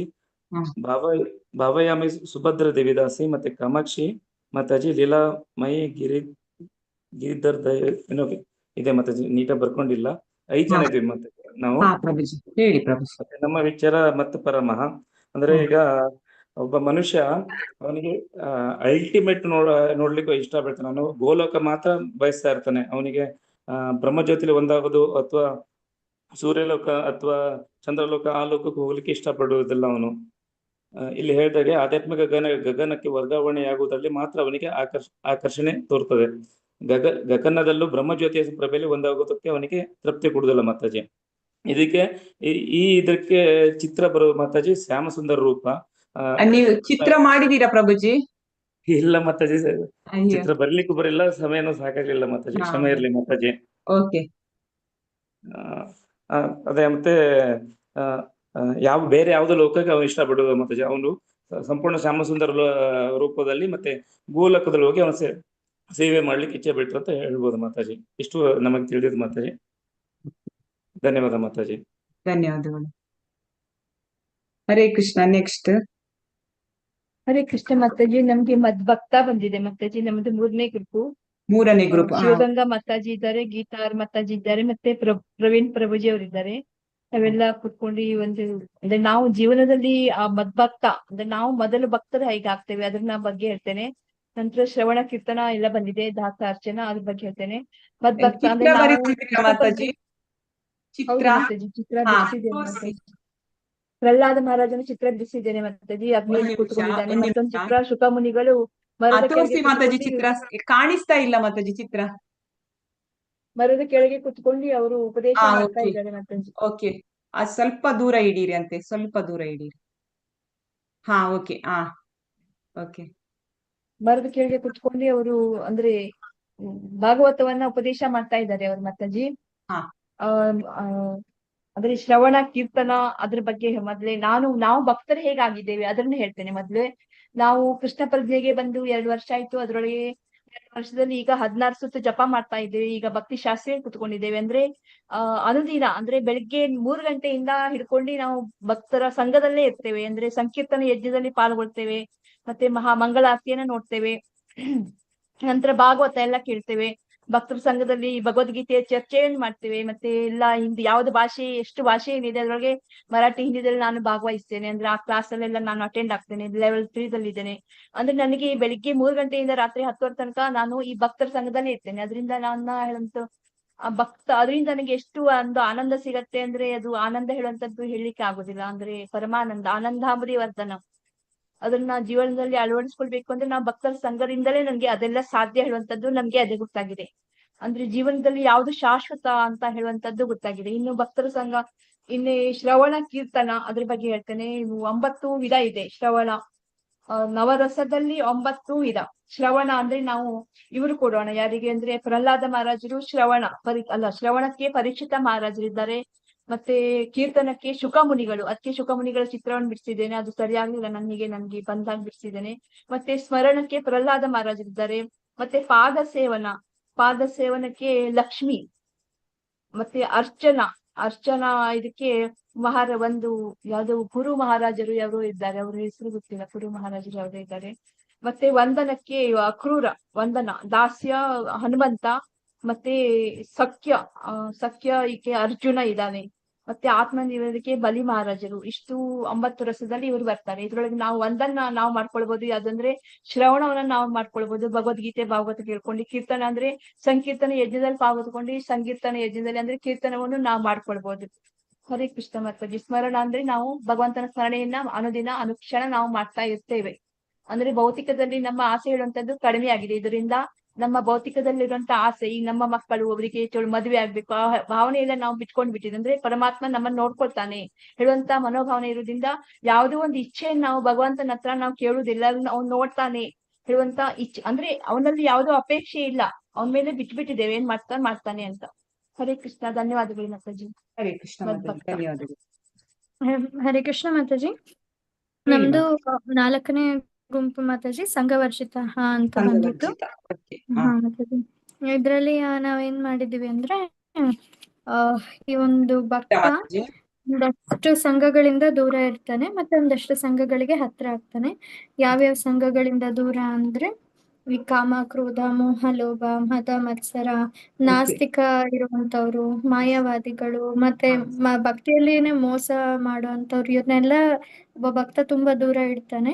ಹಾಗೆ ಭಗವಂತ ಹಾಗೆ ಭಕ್ತರು ಈ ಒಂದು ಸಂಕೀರ್ತನೆ, ಯಜ್ಞ, ಹರೇ ಕೃಷ್ಣ ಜಪ ಇದ್ರಲ್ಲಿ ಅವನು ಹೆಚ್ಚಾಗಿ ತೊಡಕೊಳ್ತಾನೆ. ಈ ರೀತಿಯಾಗಿ ಸಂಘವರ್ಷಿತ ಮಾತಾಜಿ. ಇಷ್ಟು ತುಂಬಾ ಚೆನ್ನಾಗಿ ಚಿತ್ರ ಮಾಡಿದೆ. ಧನ್ಯವಾದಗಳು ಮಾತಾಜಿ. ಮಾತಾಜಿ. ಹರೇ ಕೃಷ್ಣ. ಹರೇ ಕೃಷ್ಣ ಮಾತಾಜಿ. ಹಾ, ನೆಕ್ಸ್ಟ್ ಹೇಳಿ ಪ್ರಭುಜಿ, ಯಾವುದು group Mataji? Room number 1 Mataji. ಅಂತ ಹೇಳಿದ್ರೆ ಇದು ಮತ್ಕರ್ಮ ಕೃತ್, ಹಾ ಮಾತಾಜಿ. ಭಗವಂತನ ಕೆಲಸ ಮಾಡುವ ಉಮಾ ಮಾತಾಜಿ ಮತ್ತು ಗೀತಾ ಮಾತಾಜಿ, ಗೀತಾರಾಜ್ ಮಾತಾಜಿ, ಮತ್ತೆ ಯಾರೋ ಇದ್ರು ಮಾತಾಜಿ, ನನ್ನ ಹೆಸರು ಕೇಳಲಿಲ್ಲ. ಹಾ ಮಾತಾಜಿ. ಮತ್ಕರ್ಮ ಅಂದ್ರೆ ಮಾತಾಜಿ ಭಗವಂತನ ತೃಪ್ತಿಗಾಗಿ ಕರ್ಮ ಮಾಡ್ಬೇಕು ಮಾತಾಜಿ. ಅದು ಎಂತ ಕರ್ಮ ಎಂದ್ರೆ ಭಗವಂತನಿಗೆ ಮತ್ತು ಶಾಸ್ತ್ರಗಳಿಗೆ ಅನುಸಾರ ಆಗಿರ್ಬೇಕು ಮಾತಾಜಿ. ಕೃಷ್ಣ ಪ್ರಜ್ಞೆಯಲ್ಲಿ ಕರ್ಮ ಮಾಡಬೇಕು. ಆ ಕರ್ಮ ಹೇಗಿರ್ಬೇಕಂದ್ರೆ ನಾವು ಯಾವ ಫಲಾಪೇಕ್ಷೆ ಆಸೆ ಪಡಬಾರ್ದು ಮಾತಾಜಿ. ನಾವು ಮಾಡ್ತಿರೋಂಥ ಕರ್ಮದಲ್ಲಿ ಅದು ಭಗವಂತನಿಗೆ ಮತ್ತು ಎಲ್ಲರಿಗೂ ತೃಪ್ತಿಯಾಗಿರುವಂತ ಕರ್ಮ ಆಗಿರ್ಬೇಕು ಮಾತಾಜಿ. ಈ ಕರ್ಮ ಭಗವಂತನಿಗೆ ಮಾತ್ರ ತೃಪ್ತಿಯಾಗಿರೋದಂತಂದ್ರೆ ಇಂಥ ಕರ್ಮಗಳನ್ನು ಮಾತ್ರ ಮಾಡ್ಬೇಕು ಮಾತಾಜಿ. ಇಷ್ಟನ್ನು ನಾನು ಹೇಳಿ ಬಯಸ್ತಿದ್ದೀನಿ ಮಾತಾಜಿ. ಚಿತ್ರ ಯಾವ್ದು ಬಿಡಿಸಿಲ್ಲ ಮಾತಾಜಿ ನಾವು. ಹೌದಾ? ಮಾತಾಜಿ. ಹರೇ ಕೃಷ್ಣ ಮಾತಾಜಿ. ಹರೇ ಕೃಷ್ಣ. ಧನ್ಯವಾದಗಳು ಪ್ರಭುಜಿ. ಅಂದ್ರೆ ನಾವು ಭಗವಂತನಿಗೋಸ್ಕರ ಕೆಲಸ ಮಾಡುವಂತದ್ದು, ಮತ್ತೆ ಭಗವಂತನಿಗೋಸ್ಕರ ಯಾವ ರೀತಿಯ ಕೆಲಸ ಮಾಡೋದು? ಅಕರ್ಮದಲ್ಲಿ ಅಂದ್ರೆ ಪೂರ್ತಿ ನಾವು ಅದರಲ್ಲಿ ಯಾವುದೇ ಒಂದು ಅಕರ್ಮದಲ್ಲಿ ಕೆಲಸ ಮಾಡುವಾಗ ನಾವು ಅದರಿಂದ ಫಲಾಪೇಕ್ಷೆ ಬಯಸ್ಲಿಕ್ಕೇನೆ ಇಲ್ಲ. ಅದು ಪೂರ್ತಿ ಆ ಫಲವನ್ನು ಪೂರ್ತಿ ಅದು ಭಗವಂತನಿಗೋಸ್ಕರವೇ ಇಡುವಂತದ್ದು. ಅಂತ ಆ ಒಂದು ಭಕ್ತ ಭಗವಂತನಿಗೆ ತುಂಬಾ ಪ್ರೀತಿ ಅಂತೇಳಿ ಇಲ್ಲಿ ಹೇಳುವಂತದ್ದು. ಅಂತ ಭಕ್ತ ನನ್ನ ಬಳಿ ಬರ್ತಾರೆ ಅಂತೇಳಿ ಇಲ್ಲಿ ತಿಳಿಸುವಂತದ್ದು. ಓಕೆ. ಹರೇ ಕೃಷ್ಣ ಮಾತಾಜಿ. ಹರೇ ಕೃಷ್ಣ ಮಾತಾಜಿ. ಯಾವ್ದು 5ನೇ ಗ್ರೂಪ್ ಮಾತಾಜಿ, 5th 1 ಮಾತಾಜಿ. ನಾನು ಒಬ್ಳೇ ಇದ್ದಿರೋದು ಆ ಗ್ರೂಪ್ ಅಲ್ಲಿ. ಹಾ ಮಾತಾಜಿ, ಯಾರು ಇರ್ಲಿಲ್ಲ. ಸೊ ನಿರ್ವೈರಹ ಸರ್ವಭೂತೇಶು, ನಿರ್ವೈರಹ ಅಂತ ಹೇಳಿ ಅಂದ್ರೆ ವೈರಿ ಇಲ್ಲದವನು, ಸರ್ವಭೂತೇಶು 84 ಲಕ್ಷ ಜೀವರಾಶಿಗಳಲ್ಲೂ ಅಂತ. ಅಂದ್ರೆ ಪ್ರತಿಯೊಂದು ಜೀವರಾಶಿಗಳಲ್ಲೂ ಭಗವಂತನನ್ನು ಕಾಣೋದು. ಅವನು ಭಗವಂತನ ಭಕ್ತ ಆತ್ಮದ ನೆಲೆಯಲ್ಲಿ ಇರ್ತಾನೆ. ಆ ದೇಹ ರಚನೆ ವಿಭಿನ್ನವಾಗಿದ್ರೂ ಕೂಡ ಪ್ರತಿಯೊಂದು ಕ್ರಿಮಿಕೀಟ ಆಗಿರ್ಲಿ, ಇರುವೆಗಳಾಗಿರ್ಲಿ, ಜಲಚರಗಳಾಗಿರ್ಲಿ, ಪ್ರಾಣಿಗಳಾಗಿರ್ಲಿ, ಮನುಷ್ಯ ಆಗಿರ್ಲಿ, ಆ ಮನುಷ್ಯರಲ್ಲಿ ಅತ್ಯುತ್ತಮ ಮಟ್ಟದಲ್ಲಿ ಹರೇ ಕೃಷ್ಣ ಚಿತ್ರ ಬಿಡಿಸಿದ್ರಾ? ಹಾ ಮಾತಾಜಿ, ಕಾಣ್ತಾ ಇದೆ ಅಲ್ವಾ ಇದು? ಹಾ ಮಾತಾಜಿ, ಇದು ಬ್ರಾಹ್ಮಣ ಮಾತಾಜಿ. ನಮಗೆ 5ನೇ ಅಧ್ಯಾಯದಲ್ಲಿ ಹೇಳ್ತಾರೆ ಭಗವಂತನ ಭಕ್ತರು ಸಮದರ್ಶಿನ, ಪಂಡಿತ ಸಮದರ್ಶಿನ ಅಂತ. ಅಂದ್ರೆ ಪಂಡಿತ ಆಗಿರ್ಲಿ, ಇದು ನಾಯಿ ಮಾತಾಜಿ, ನಾಯಿ ಆಗಿರ್ಲಿ, ಆನೆ ಆಗಿರ್ಲಿ, ಅದೇ ರೀತಿಯಲ್ಲಿ ಇದು ಹಸು ಮಾತಾಜಿ. ಅಂದ್ರೆ ಎಲ್ಲದರಲ್ಲೂ ಅವನು ಭಗವಂತನ ಪರಮಾತ್ಮ ಸ್ವರೂಪದಲ್ಲೇ ಕಾಣ್ತಾನೆ. ದೇಹ ರಚನೆ ವಿಭಿನ್ನವಾಗಿದ್ರು ಅವನು ದೇಹ ರಚನೆಗೆ ಒತ್ತು ಕೊಡೋದಿಲ್ಲ. ಅತ್ಯುನ್ನತವಾದ ಬ್ರಾಹ್ಮಣ ಆದ್ರೂ ಕೂಡ ಅವನಲ್ಲಿ ನೋಡೋದು ಅವನ ಆತ್ಮ. ಅದೇ ರೀತಿ ನಾಯಿಯನ್ನು ತಿನ್ನುವಂತಹ ಅತ್ಯಂತ ಕೀಳ್ಮಟ್ಟದ ಮನುಷ್ಯ ಅಂತ್ಯಜನನ್ನು ಕೂಡ ಅವನು ಒಂದೇ ರೀತಿ ನೋಡ್ತಾನೆ, ಅಲ್ಲಿ ಭೇದ ಭಾವ ಮಾಡೋದಿಲ್ಲ ಅಂತ ಹೇಳ್ತಾ ಇದ್ದಾರೆ ಮಾತಾಜಿ. ಅದೇ ಮಾತಾಜಿ, ಅಂದ್ರೆ 84 ಲಕ್ಷ ಜೀವರಾಶಿಗಳನ್ನು ಆತ್ಮಸ್ವರೂಪದಲ್ಲಿ ನೋಡ್ತಾನೆ ಭಕ್ತನಾದವನು ಅಂತ ಅರ್ಥ ಮಾತಾಜಿ. ಹರೇ ಕೃಷ್ಣ ಮಾತಾಜಿ. ಹರೇ ಕೃಷ್ಣ ಬರೋದು. ಹರೇ ಕೃಷ್ಣ ಮಾತಾಜಿ, ಧನ್ಯವಾದಗಳು. ಎಲ್ಲರೂ ತುಂಬಾ ಚೆನ್ನಾಗಿ ಹೇಳಿದ್ರೆ. ಸೊ ಇಲ್ಲಿ ಸಂಘವರ್ಜಿತ ಅಂದ್ರೆ ಯಾವ ರೀತಿ ಅಂತ ಹೇಳಿದ್ರೆ, ಈ ಒಂದು ಯಾರಾದ್ರೂ ಕೃಷ್ಣನ ಆದೇಶವನ್ನು ಒಪ್ಪಿಕೊಳ್ಳುದಿಲ್ವೋ, ಅಥವಾ ಅವರಿಂದ ನಾವು ದೂರ ಇರುವಂತದ್ದು, ಅಥವಾ ಈ ಒಂದು ಮಾಯಾವಾದಿಗಳು ಮಾತ್ರವಲ್ಲ, ಮತ್ತೆ ಕೆಲವರು ಈ ಒಂದು ಐಹಿಕ ಅಪೇಕ್ಷೆಗಳು, ಭೋಗಾಪೇಕ್ಷೆಯಲ್ಲಿ ಯಥೇಚ್ಛ ಅಂಟಿಕೊಂಡಿರ್ತಾರೆ ಅಂತವರು, ಅಥವಾ ಊಹಾತ್ಮಕ ಚಿಂತನೆಯಲ್ಲಿರುವರು, ಅವರ ಸಂಘದಿಂದ ದೂರ ಇರುವಂತದ್ದು ಅಂತೇಳಿ ಇಲ್ಲಿ ತಿಳಿಸ್ತಾರೆ. ಸೊ ಈಗ ಅಂತವರದ್ದು ಸಂಘ ಅಂತ ಹೇಳಿದ್ರೆ, ಇವಾಗ ಈ ಒಂದು ಈ ಈ ಆ, ಭಗವಂತನ ಚಿಂತನೆಯನ್ನು ಮಾಡುವಂತವ್ರು. ಭಗವಂತನ ಚಿಂತನೆ ಯಾರು ಭಕ್ತರು ಮಾಡ್ತಾರೆ, ಆದ್ರೆ ಭಗವಂತನ ಚಿಂತನೆಯನ್ನು ಬೇರೆಯವರು ಸಹ ಮಾಡ್ತಾರೆ. ಕೆಲವರು ಯಾರು ಭಗವಂತನ ಮೇಲೆ ಅಸೂಯೆ ಪಡ್ತಾರೆ ಅವರು. ಈಗ ನಾವು ನೋಡ್ತೀವಿ ಕಂಸನು ಕೂಡ ಭಗವಂತನ ಚಿಂತನೆ ಮಾಡ್ತಾನೆ ಇರ್ತಾನೆ, ಆದ್ರೆ ಯಾವ ರೀತಿ ಮಾಡುವಂತದ್ದು ಅವನು ಈ ಒಂದು ಭಗವಂತನಿಗೆ ಆ ಒಂದು ಚಿಂತನೆಗಳು, ಭಗವಂತನ ನೆನಪುಗಳು, ಭಗವಂತನ ಒಂದು ಸದಾ ಚಿಂತನೆ ಮಾಡ್ತಾನೆ ಅವನು ಪ್ರತಿಯೊಂದು ಕಾರ್ಯವನ್ನು ಮಾಡುವಾಗ. ಆದ್ರೆ ಅದು ಭಗವಂತನಿಗೆ ಫೇವರಬಲ್ ಆಗಿರುತ್ತೆ, ಅಂದ್ರೆ ಭಗವಂತನಿಗೆ ಬೇಕಾಗುವಂತಹ ಚಿಂತನೆಗಳೆಲ್ಲ ಆ ರೀತಿ ಮಾಡುವಂಥದ್ದು. ಸೊ ಅದು ಅಲ್ಲ, ಅಂತವರ ಸಂಘದಿಂದ ಎಲ್ಲ ದೂರ ಇರ್ಬೇಕು ಅಂತೇಳಿ ಇಲ್ಲಿ ಹೇಳುವಂಥದ್ದು. ಅಂದ್ರೆ ಈ ಒಂದು ಅಂತಿಮವಾಗಿ ಅವರಿಗೂ ಕೂಡ ಅಂತಿಮವಾಗಿ ಅಂತ ಒಂದು ಚಿಂತನೆ ಮಾಡುವವರೆಗೂ ಅಂತಿಮವಾಗಿ ಮೋಕ್ಷ ಸಿಗ್ತದೆ, ಆದ್ರೆ ಭಕ್ತರಿಗೆ ಅಂತ ಮೋಕ್ಷ ಬೇಡ. ಭಕ್ತರು ಶುದ್ಧ ಭಕ್ತರಿಗೆ ಮೋಕ್ಷವೇ ಬೇಡ ಅಂತ ಹೇಳ್ತಾರೆ. ಅಂದ್ರೆ ಶುದ್ಧ ಭಕ್ತರಿಗೆ ಸದಾ ಭಗವಂತನ ಒಂದು ಉನ್ನತ ಲೋಕವೂ ಬೇಡ, ಇನ್ನು ಮುಂದಕ್ಕೂ ಅವರು ಹೀಗೆ ಹೇಳ್ತಾರೆ, ನನಗೆ ಗೋಲೋಕ ವೃಂದಾವನವೂ ಬೇಡ ಅಂತ ಹೇಳ್ತಾರೆ. ಅಂದ್ರೆ ಅವನ ಉದ್ದೇಶ ಒಂದೇ, ಭಗವಂತನ ಭಕ್ತಿ ಸೇವೆ ಮಾಡುವಂಥದ್ದು. ಅದು ಯಾವುದೇ ಜಾಗವೇ ಆಗ್ಲಿ, ನನಗೆ ಭಗವಂತನ ಭಕ್ತಿ ಸೇವೆ ಮಾಡ್ಲಿಕ್ಕೆ ಸಿಕ್ಕಿದ್ರೆ ಸಾಕು. ಅದು ಯಾವುದೇ ಪ್ಲೇಸ್ ಅಲ್ಲಿ ಆಗ್ಲಿ, ಯಾವುದೇ ಒಂದು ದೇಶದಲ್ಲಿ ಅಥವಾ ಯಾವುದೇ ಒಂದು ಲೋಕಗಳಲ್ಲಿ ಆಗ್ಲಿ, ನನಗೆ ಸದಾ ಭಗವಂತನ ಭಕ್ತಿ ಸೇವೆ ಮಾಡ್ಲಿಕ್ಕೊಂದು ಸಿಕ್ಕಿದ್ರೆ ಸಾಕು ಅಂತೇಳಿ ಆ ರೀತಿಯ ಚಿಂತನೆ. ಸೊ ಯಾವಾಗ ನಮ್ಮ ಭಕ್ತಿ ಯಾವ ರೀತಿ ಇರ್ಬೇಕಂದ್ರೆ, ಈ ಒಂದು ನಮ್ಮ ಭಕ್ತಿ ಹೇಗೆ ಅದೊಂದು ಶ್ಲೋಕ ಐತೆ, ಈ ಒಂದು ಅನ್ಯಾಭಿಲಾಷಿತ ಶೂನ್ಯಂ ಜ್ಞಾನ ಕರ್ಮಾದಿ ಅನಾವೃತಂ. ಅಂದ್ರೆ ಈ ಭಕ್ತಿ ಯಾವ ರೀತಿ ಇರ್ಬೇಕಂದ್ರೆ, ಅದು ಆ ಯಾವುದೇ ಜ್ಞಾನ ಕೂಡ ಅದು ಭಕ್ತಿಗೆ ಪೂರಕವಾಗಿರ್ಬೇಕು. ಈಗ ಒಂದು ಕರ್ಮನು ಕೂಡ ಯಾವುದೇ ಕರ್ಮ ಭಗವಂತನಿಗೋಸ್ಕರ ಮಾಡುದಾದ್ರೆ ಅದು ಅವನ ಭಕ್ತಿಗೆ, ಆ ಒಂದು ಭಗವಂತನ ಭಕ್ತಿ ಮಾಡುವುದಕ್ಕೆ ಪೂರಕವಾಗಿರ್ಬೇಕು ಅಂತೇಳಿ ಯಾವುದು ಈ ಕರ್ಮ ಜ್ಞಾನ ಭಕ್ತಿಗೆ ಪೂರಕವಾಗಿಲ್ವಾ ಅಂತ ಭಕ್ತಿ ಅದು ಭಕ್ತಿ ಅಲ್ಲ. ಅಂತ ಯಾರು ಆ ಒಂದು ಕೆಲಸವನ್ನು ಮಾಡ್ತಾರೆ ಅದರಿಂದ ದೂರ ಇರ್ಬೇಕು ನಾವು. ಅಂತ ಸಂಘ ಆ ಒಂದು ಭಕ್ತಿಗೆ ಪೂರಕವಾಗಿ ಎಲ್ಲಿ ನಮ್ಮದೊಂದು ಸಂಘ ಇರುವುದಿಲ್ಲೋ ಆ ಸಂಘದಿಂದ ದೂರ ಇರ್ಬೇಕಂತೇಳಿ ಇಲ್ಲಿ ತಿಳಿಸ್ತಾರೆ. ಸೊ ನಾವು ಮಾಡುವ ಕರ್ಮ ಅಥವಾ ಜ್ಞಾನ ಇದೆಯಾ ಎಲ್ಲವೂ ಭಗವಂತನ ಭಕ್ತಿಗೆ ಸಹಾಯ ಆಗುತ್ತಾ, ನಾವು ಅದನ್ನು ಸ್ವೀಕರಿಸಬೇಕು. ನಮ್ಗೆ ಸಹಾಯ ಆಗುದಿಲ್ವಾ ಅದನ್ನು ಬಿಟ್ಟು ಬಿಡ್ಬೇಕು. ಈಗ ಊಹಾತ್ಮಕ ಜ್ಞಾನ ಅಂದ್ರೆ ಅಂತ ಜ್ಞಾನ ಅಥವಾ ವೇದಾಧ್ಯಯನ ಜ್ಞಾನ ಅಥವಾ ಮಾಯಾವಾದಿಗಳು ಮಾಡುವಂತದ್ದು ಈ ಒಂದು ಭಗವಂತನ ಬಗ್ಗೆ ಅವರು ಊಹಾತ್ಮಕ ಚಿಂತನೆಯಲ್ಲಿ ಇರುವಂತದ್ದು ಅಂತಹ ಜ್ಞಾನ, ನಾವು ಅಂತ ಜ್ಞಾನ ಇರುವವರ ಹತ್ರ ನಾವು ಅಂತ ಸಂಘದಿಂದ ದೂರ ಇರಬೇಕು ಅಂತೇಳಿ ಹೇಳುವಂಥದ್ದು. ಹಾಗೆ ನಾವು ಮಾಡುವ ಕರ್ಮಗಳು ಅದು ಅಕರ್ಮವಾಗಿರ್ಬೇಕು. ಅಂದ್ರೆ ಈ ಒಂದು ಕರ್ಮ ಎಲ್ಲ ಆಗಿರಬಾರ್ದು. ಆ ಕರ್ಮದ ಫಲಗಳಲ್ಲಿ ನಾವು ಯಾವುದೇ ಒಂದು ಕೆಲಸವನ್ನು ಮಾಡುವಾಗ ಆ ಕರ್ಮದ ಫಲದಲ್ಲಿ ನಮ್ಗೆ ಒಂದಿಷ್ಟು ಎಳ್ಳಷ್ಟು ನಾವು ಆಶೆಯನ್ನು ಇಟ್ಟುಕೊಳ್ಬಾರ್ದು. ಅಂತ ಯಾರು ಭಕ್ತ ಈ ರೀತಿಯ ಗುಣಗಳಲ್ಲಿ ಇರ್ತಾನೋ ಅಂತ ಭಕ್ತ ನನಗೆ ಇಷ್ಟ ಅಂತೇಳಿ. ಈಗ ಕರ್ಮಕಾಂಡದ ಬಗ್ಗೆ ಹೇಳುದಾದ್ರೆ ನಾವು ಈ ಒಂದು 8ನೇ ಅಪರಾಧ ಇರುತ್ತದೆ, to consider the chanting of Hare Krishna as one of the auspicious ritualistic activities which are offered in the Vedas as primitive activities. ಅಂದ್ರೆ ಕರ್ಮಕಾಂಡ ಎಲ್ಲಿ ನಾವು ಹರೇ ಕೃಷ್ಣ ಮಂತ್ರ ಹೇಳ್ಕೊಂಡು ಯಾವ ರೀತಿ ನಾವು ಹರೇ ಕೃಷ್ಣ ಮಂತ್ರ ಹೇಳ್ತೇವೆ ಯಾವುದಕ್ಕೆ, ಕರ್ಮಕಾಂಡ ಆ ಒಂದು ಆಶೆಯನ್ನು ಇಟ್ಕೊಂಡು ನಂಗೆ ಬೇಕು ಇನ್ನು ಹೆಚ್ಚು, ಆಗ ನಮ್ಮದು ಈ ಒಂದು ಮಂತ್ರ ಅದಕ್ಕೆ ಅನ್ವಯ ಆಗುದಿಲ್ಲ ಅಂತೇಳಿ ನಾವಿಲ್ಲಿ ನೆನಪು ಮಾಡ್ಬೋದು. ಯಾಕಂದ್ರೆ ನಾವು ಏನು ಭಗವಂತನ ಭಗವಂತನಿಗೋಸ್ಕರ ಕೆಲಸ ಮಾಡ್ತೇವೆ, ಭಗವಂತನಿಗೋಸ್ಕರ ಚಾಂಟಿಂಗ್ ಮಾಡ್ತೇವೆ, ಭಗವಂತನ ನಾಮ ನೆನಪು ಮಾಡ್ತೇವ, ನಾಮವನ್ನು ಹೇಳ್ತೇವ, ಅಲ್ಲಿ ನಮ್ಗೆ ಯಾವ ಒಂದು ಕರ್ಮದ ಮೇಲೆ ಅಭಿಲಾಷೆ ಇರಬಾರ್ದು. ಕರ್ಮಕಾಂಡದ ನಮ್ಗೆ ಆ ಒಂದು ಚಿಂತನೆ ನಾವು ನಾಮವನ್ನು ಹೇಳ್ಬಾರ್ದು ಅಂತೇಳಿ ನಾವಿಲ್ಲಿ ನೆನಪು ಮಾಡ್ಬೋದು. ಮತ್ತೆ ಆನುಕೂಲೇನ ಕೃಷ್ಣಾನು ಅನುಶೀಲನಂ. ಅಂದ್ರೆ ನಾವು ಮಾಡುವ ಭಕ್ತಿ ಸೇವೆ ಭಗವಂತನಿಗೆ ಪೂರಕವಾಗಿರೋದು, ಭಗವಂತನಿಗೆ ಪ್ರೀತಿಯಾಗಿರ್ಬೇಕು ಯಾವುದೇ ಕೆಲಸ. ಈಗ ನಾವು ನೋಡಿದ್ವಿ, ಈಗ ಹೇಳಿದ್ವಿ ಕಂಸನು ಸ್ಮರಣೆ ಮಾಡ್ತಾನೆ, ಆದ್ರೆ ಅದು ಅನುಕೂಲವಾಗಿರುವುದಿಲ್ಲ ಅಂತೇಳಿ ನಾವಿಲ್ಲಿ ತಿಳ್ಕೊಳ್ಬೇಕು. ಹಾಗೆ ಇನ್ನೊಂದು ಯಾವುದು, ನಿರ್ವೈರ ಸರ್ವಭೂತೇಶು. ಅಂದ್ರೆ ಭಗವಂತನ ಭಕ್ತರು ಯಾವ ರೀತಿ ಇರ್ತಾರೆ ಅಂತ ಹೇಳಿ ಅವರಿಗೆ ವೈರಿಗಳೇ ಇರುವುದಿಲ್ಲ. ಈಗ ನಾವು ನೋಡ್ತೇವೆ ಈ ಒಂದು ಹರಿದಾಸ್ ಠಾಕೂರ್ ಅವರು ಒಂದು ಚೈತನ್ಯ ಪ್ರಭುಗಳ ಕಾಲದಲ್ಲಿ ಇರುವಂತದ್ದು ನಮ್ಗೆ ತಿಳಿದಿದೆ. ಅವರಿಗೆ ಒಂದು 21 ಮಾರುಕಟ್ಟೆ ಸ್ಥಳದಲ್ಲಿ ಅವರಿಗೆ ಚಟಿ ಏಟು ಬೀಳ್ತದೆ ತುಂಬಾ. ಆದ್ರೆ ಲಾಸ್ಟ್ಗೆ ಅವರು ಹೇಳ್ತಾರೆ, ನನಗೆ ಆ ರೀತಿ ನನ್ಗೆ ಯಾರು ಹೊಡೆದಿದ್ದಾರೋ ಅವರನ್ನು ದಯವಿಟ್ಟು ನನ್ನನ್ನು ಕ್ಷಮಿಸಿ. ಅಂದ್ರೆ ಇಲ್ಲಿ ನಿರ್ವೈರ ಅಂದ್ರೆ ಆ ಭಗವಂತನ ಶುದ್ಧ ಭಕ್ತರಿಗೆ ಯಾರಿಗೂ ಒಂದು ವೈರತ್ವ ಎಂಬುದಿಲ್ಲ.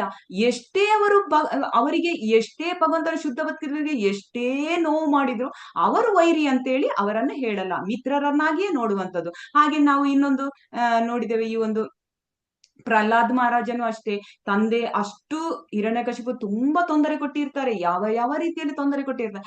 ಆದ್ರೆ ಮತ್ತೆ ಭಗವಂತನ ಹತ್ರ ಹೇಳುವಂತದ್ದು ಅವರು, ನನ್ನ ತಂದೆಯನ್ನು ನೀವು ಕ್ಷಮಿಸ್ಬೇಕು ಅಂತೇಳಿ, ಕ್ಷಮಿಸುವುದಾದ್ರೆ ಕ್ಷಮಿಸು ಅಂತೇಳಿ ಹೇಳುವಂಥದ್ದು. ಅಂದ್ರೆ ಅವರಿಗೆ ಪರಿಶುದ್ಧ ಭಕ್ತರಿಗೆ ಒಂದೇ, ಅವರು ಯಾವತ್ತು ಯಾವ ಒಂದು ಜೀವಿಯನ್ನು ಅವರು ವೈರತ್ವದಿಂದ ನೋಡಲ್ಲ. ಅವರು ಈಗ ತಂದೆಯಾದ್ರೂನು ಅಷ್ಟೇ, ಇನ್ನೊಬ್ಬರು ಬೇರೆಯವರಾದ್ರೂ ಅವರು ಎಲ್ಲಾ ಜೀವಿಗಳನ್ನು ಒಂದು ವೈರತ್ವ ಎಂಬುದೇ ಇರುವುದಿಲ್ಲ ಅಂತೇಳಿ ನಾವಿಲ್ಲಿ ನೆನಪಿಸಿಕೊಳ್ಬಹುದು.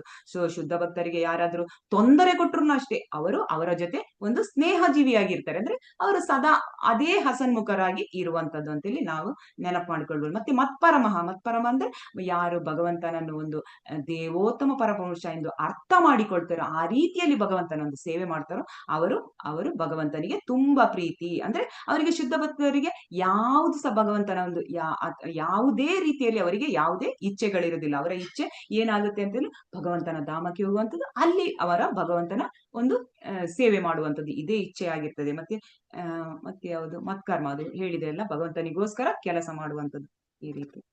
ಓಕೆ, ಒಂದು ನಿಮಿಷ.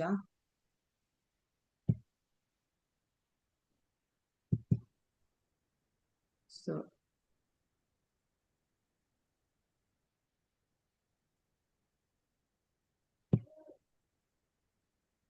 ಇದು ಓದ್ತೀರಾ ಯಾರಾದ್ರೂ? ಹರೇ ಕೃಷ್ಣ. ಹರೇ ಕೃಷ್ಣ ಮಾತಾಜಿ. ಓದಿ. ಬ್ರಹ್ಮ ಸಂಹಿತೆಯಲ್ಲಿ ಯಾರು ಕೃಷ್ಣನ ಶ್ಯಾಮ ಸುಂದರ ರೂಪಕ್ಕೆ ಪ್ರೀತಿ ಮತ್ತು ಭಕ್ತಿಯಿಂದ ಅಂಟಿಕೊಂಡಿರುತ್ತಾರೋ ಅವರು ಅವನನ್ನು ಯಾವಾಗಲೂ ಹೃದಯದಲ್ಲಿ ನೋಡಬಹುದು ಮತ್ತು ಬೇರೆ ಏನನ್ನೂ ನೋಡಲಾಗುವುದಿಲ್ಲ ಎಂದು ಹೇಳಲಾಗಿದೆ. ಆದ್ದರಿಂದ ಈ 11ನೇ ಅಧ್ಯಾಯದ ಭಾವಾರ್ಥವು ಕೃಷ್ಣನ ರೂಪವು ಅತ್ಯಗತ್ಯ ಮತ್ತು ಶ್ರೇಷ್ಠವಾಗಿದೆ ಎಂದು ಒಬ್ಬರು ಅರ್ಥ ಮಾಡಿಕೊಳ್ಳಬೇಕು. 11ನೇ ಅಧ್ಯಾಯ 55ನೇ ಶ್ಲೋಕ. ಧನ್ಯವಾದ ಮಾತಾಜಿ. ಹರೇ ಕೃಷ್ಣ. ಹರೇ ಕೃಷ್ಣ ಪ್ರಭುಜಿ, ಧನ್ಯವಾದಗಳು. ಇಲ್ಲಿ ಹೇಳ್ತಾರೆ ಭಗವಂತನ ಒಂದು ಕೃಷ್ಣನ ಶ್ಯಾಮ ಸುಂದರ ರೂಪ ಅಂದ್ರೆ 2 ಕೈಯ ರೂಪ, ಅದು ಅದನ್ನು ಭಕ್ತರು ನೋಡ್ಲಿಕ್ಕೆ ಇಚ್ಛೆ ಪಡ್ತಾರೆ ಅಂತೆಲ್ಲ ಹೇಳುವಂಥದ್ದು. ಅಂದ್ರೆ ಆ ರೂಪವನ್ನು ನೆನೆಸಿಕೊಂಡ್ರೆ ಅರ್ಜುನ ಹೇಗೆ ಆ ರೂಪದಿಂದ ಸೌಮ್ಯ ಒಂದು ಗುಣದವನಾದ್ನು, ಅವನ ಗಂಭೀರತನ, ಒಂದು ಒಂದು ಏನು ಭಯಂಕರವಾದ ಅವನ ಒಂದು ಮುಖ ರೂಪ ಹೋಗಿ ಮತ್ತೆ ಸೌಮ್ಯ ರೂಪವಾಯಿತು ಅಂತೇಳಿ ತಿಳಿಸ್ತಾರೆ. ಅಂದ್ರೆ ಯಾವಾಗ ಭಗವಂತನ ಒಂದು ಸುಂದರ, ಅಂದ್ರೆ ಭಗವಂತನ ಭಕ್ತರು ಯಾವತ್ತು ಯಾವ ರೂಪವನ್ನು ಅವರು ನೋಡ್ಲಿಕ್ಕೆ ಇಷ್ಟಪಡೋದಿಲ್ಲ, ಅವರು ಭಗವಂತನ ಒಂದು ಕೊಳಲು ಹಿಡಿದ ಸುಂದರವಾದ 2 ಕೈಯ ಶ್ಯಾಮ ರೂಪವನ್ನು ನೋಡ್ಲಿಕ್ಕೆ ಇಷ್ಟಪಡ್ತಾರೆ. ಅದರಿಂದಲೇ ಆ ರೂಪವನ್ನು ನೋಡಿಕೊಂಡೇ ಅವರು ಭಗವಂತನ ಭಕ್ತಿ ಸೇವೆ ಮಾಡುವಂಥದ್ದು. ಸೊ ಇಲ್ಲಿಗೆ ಈ ಒಂದು ಅಧ್ಯಾಯ ಮುಗಿಯಿತು. ವಾಂಛಾ ಕಲ್ಪತರುಭ್ಯಶ್ಚ ಕೃಪಾ ಸಿಂಧುಭ್ಯ ಏವಚ ಪತಿತಾನಾಂ ಪಾವನೇಭ್ಯೋ ವೈಷ್ಣವೇಭ್ಯೋ ನಮೋ ನಮಃ. ಅನಂತ ಕೋಟಿ ವೈಷ್ಣವರೊಂದಿಗೆ ಜೈ. ನಮಾಚಾರ್ಯ ಶ್ರೀ ಹರಿದಾಸ್ ಠಾಕೂರ್ ಕಿ ಜೈ. ಜಗದ್ಗುರು ಶ್ರೀಲ ಪ್ರಪಾದ್ ಕಿ ಜೈ. ಹರೇ ಕೃಷ್ಣ ಕೃಷ್ಣ ಕೃಷ್ಣ ಹರೇ ಹರೇ, ಹರೇ ರಾಮ ರಾಮ ರಾಮ ಹರೇ ಹರೇ, ಹರೇ ಕೃಷ್ಣ ಕೃಷ್ಣ ಕೃಷ್ಣ ಹರೇ ಹರೇ, ಹರೇ ರಾಮ ರಾಮ ರಾಮ ಹರೇ ಹರೇ, ಹರೇ ಕೃಷ್ಣ ಕೃಷ್ಣ ಕೃಷ್ಣ ಹರೇ ಹರೇ, ಹರೇ ರಾಮ ರಾಮ ರಾಮ ಹರೇ ಹರೇ. ಎಲ್ಲಾ ಭಕ್ತರಿಗೂ ತುಂಬಾ ಧನ್ಯವಾದಗಳು. ಹರೇ ಕೃಷ್ಣ. ಯಾರಿಗಾದ್ರೂ ಪ್ರಶ್ನೆಗಳಿದ್ರೆ ಕೇಳ್ಬೋದು, ಅಥವಾ ಈ ಒಂದು ಪ್ರಶ್ನೆ ಯಾರಾದ್ರೂ ಕ್ವಶನ್ ಪೇಪರ್ ಅಲ್ಲಿ ಡೌಟ್ ಇದ್ರೆ ಕೇಳ್ಬೋದು. ಹರೇ ಕೃಷ್ಣ. ಮತ್ತೆ ಅಟೆಂಡೆನ್ಸ್ ಹಾಕಿ ದಯವಿಟ್ಟು. ಹರೇ ಕೃಷ್ಣ. ಅಟೆಂಡೆನ್ಸ್ ಲಿಂಕ್ ಒಮ್ಮೆ ಶೇರ್ ಮಾಡ್ತೀರಾ ಪ್ರಭುಜಿ? ಹಾಕಿದ್ದೀನಿ ಮಾತಾಜಿ, ಇನ್ನೊಮ್ಮೆ ಹಾಕ್ತೀನಿ ಮಾತಾಜಿ.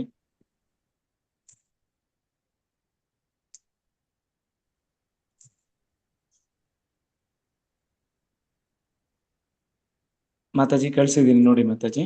ಹರೇ ಕೃಷ್ಣ. ಥ್ಯಾಂಕ್ಸ್ ಪ್ರಭುಜಿ.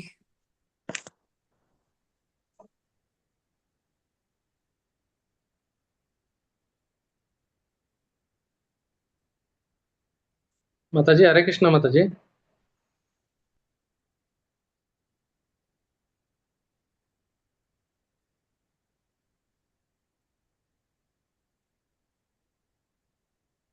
ಹರೇ ಕೃಷ್ಣ. ಹರೇ ಕೃಷ್ಣ.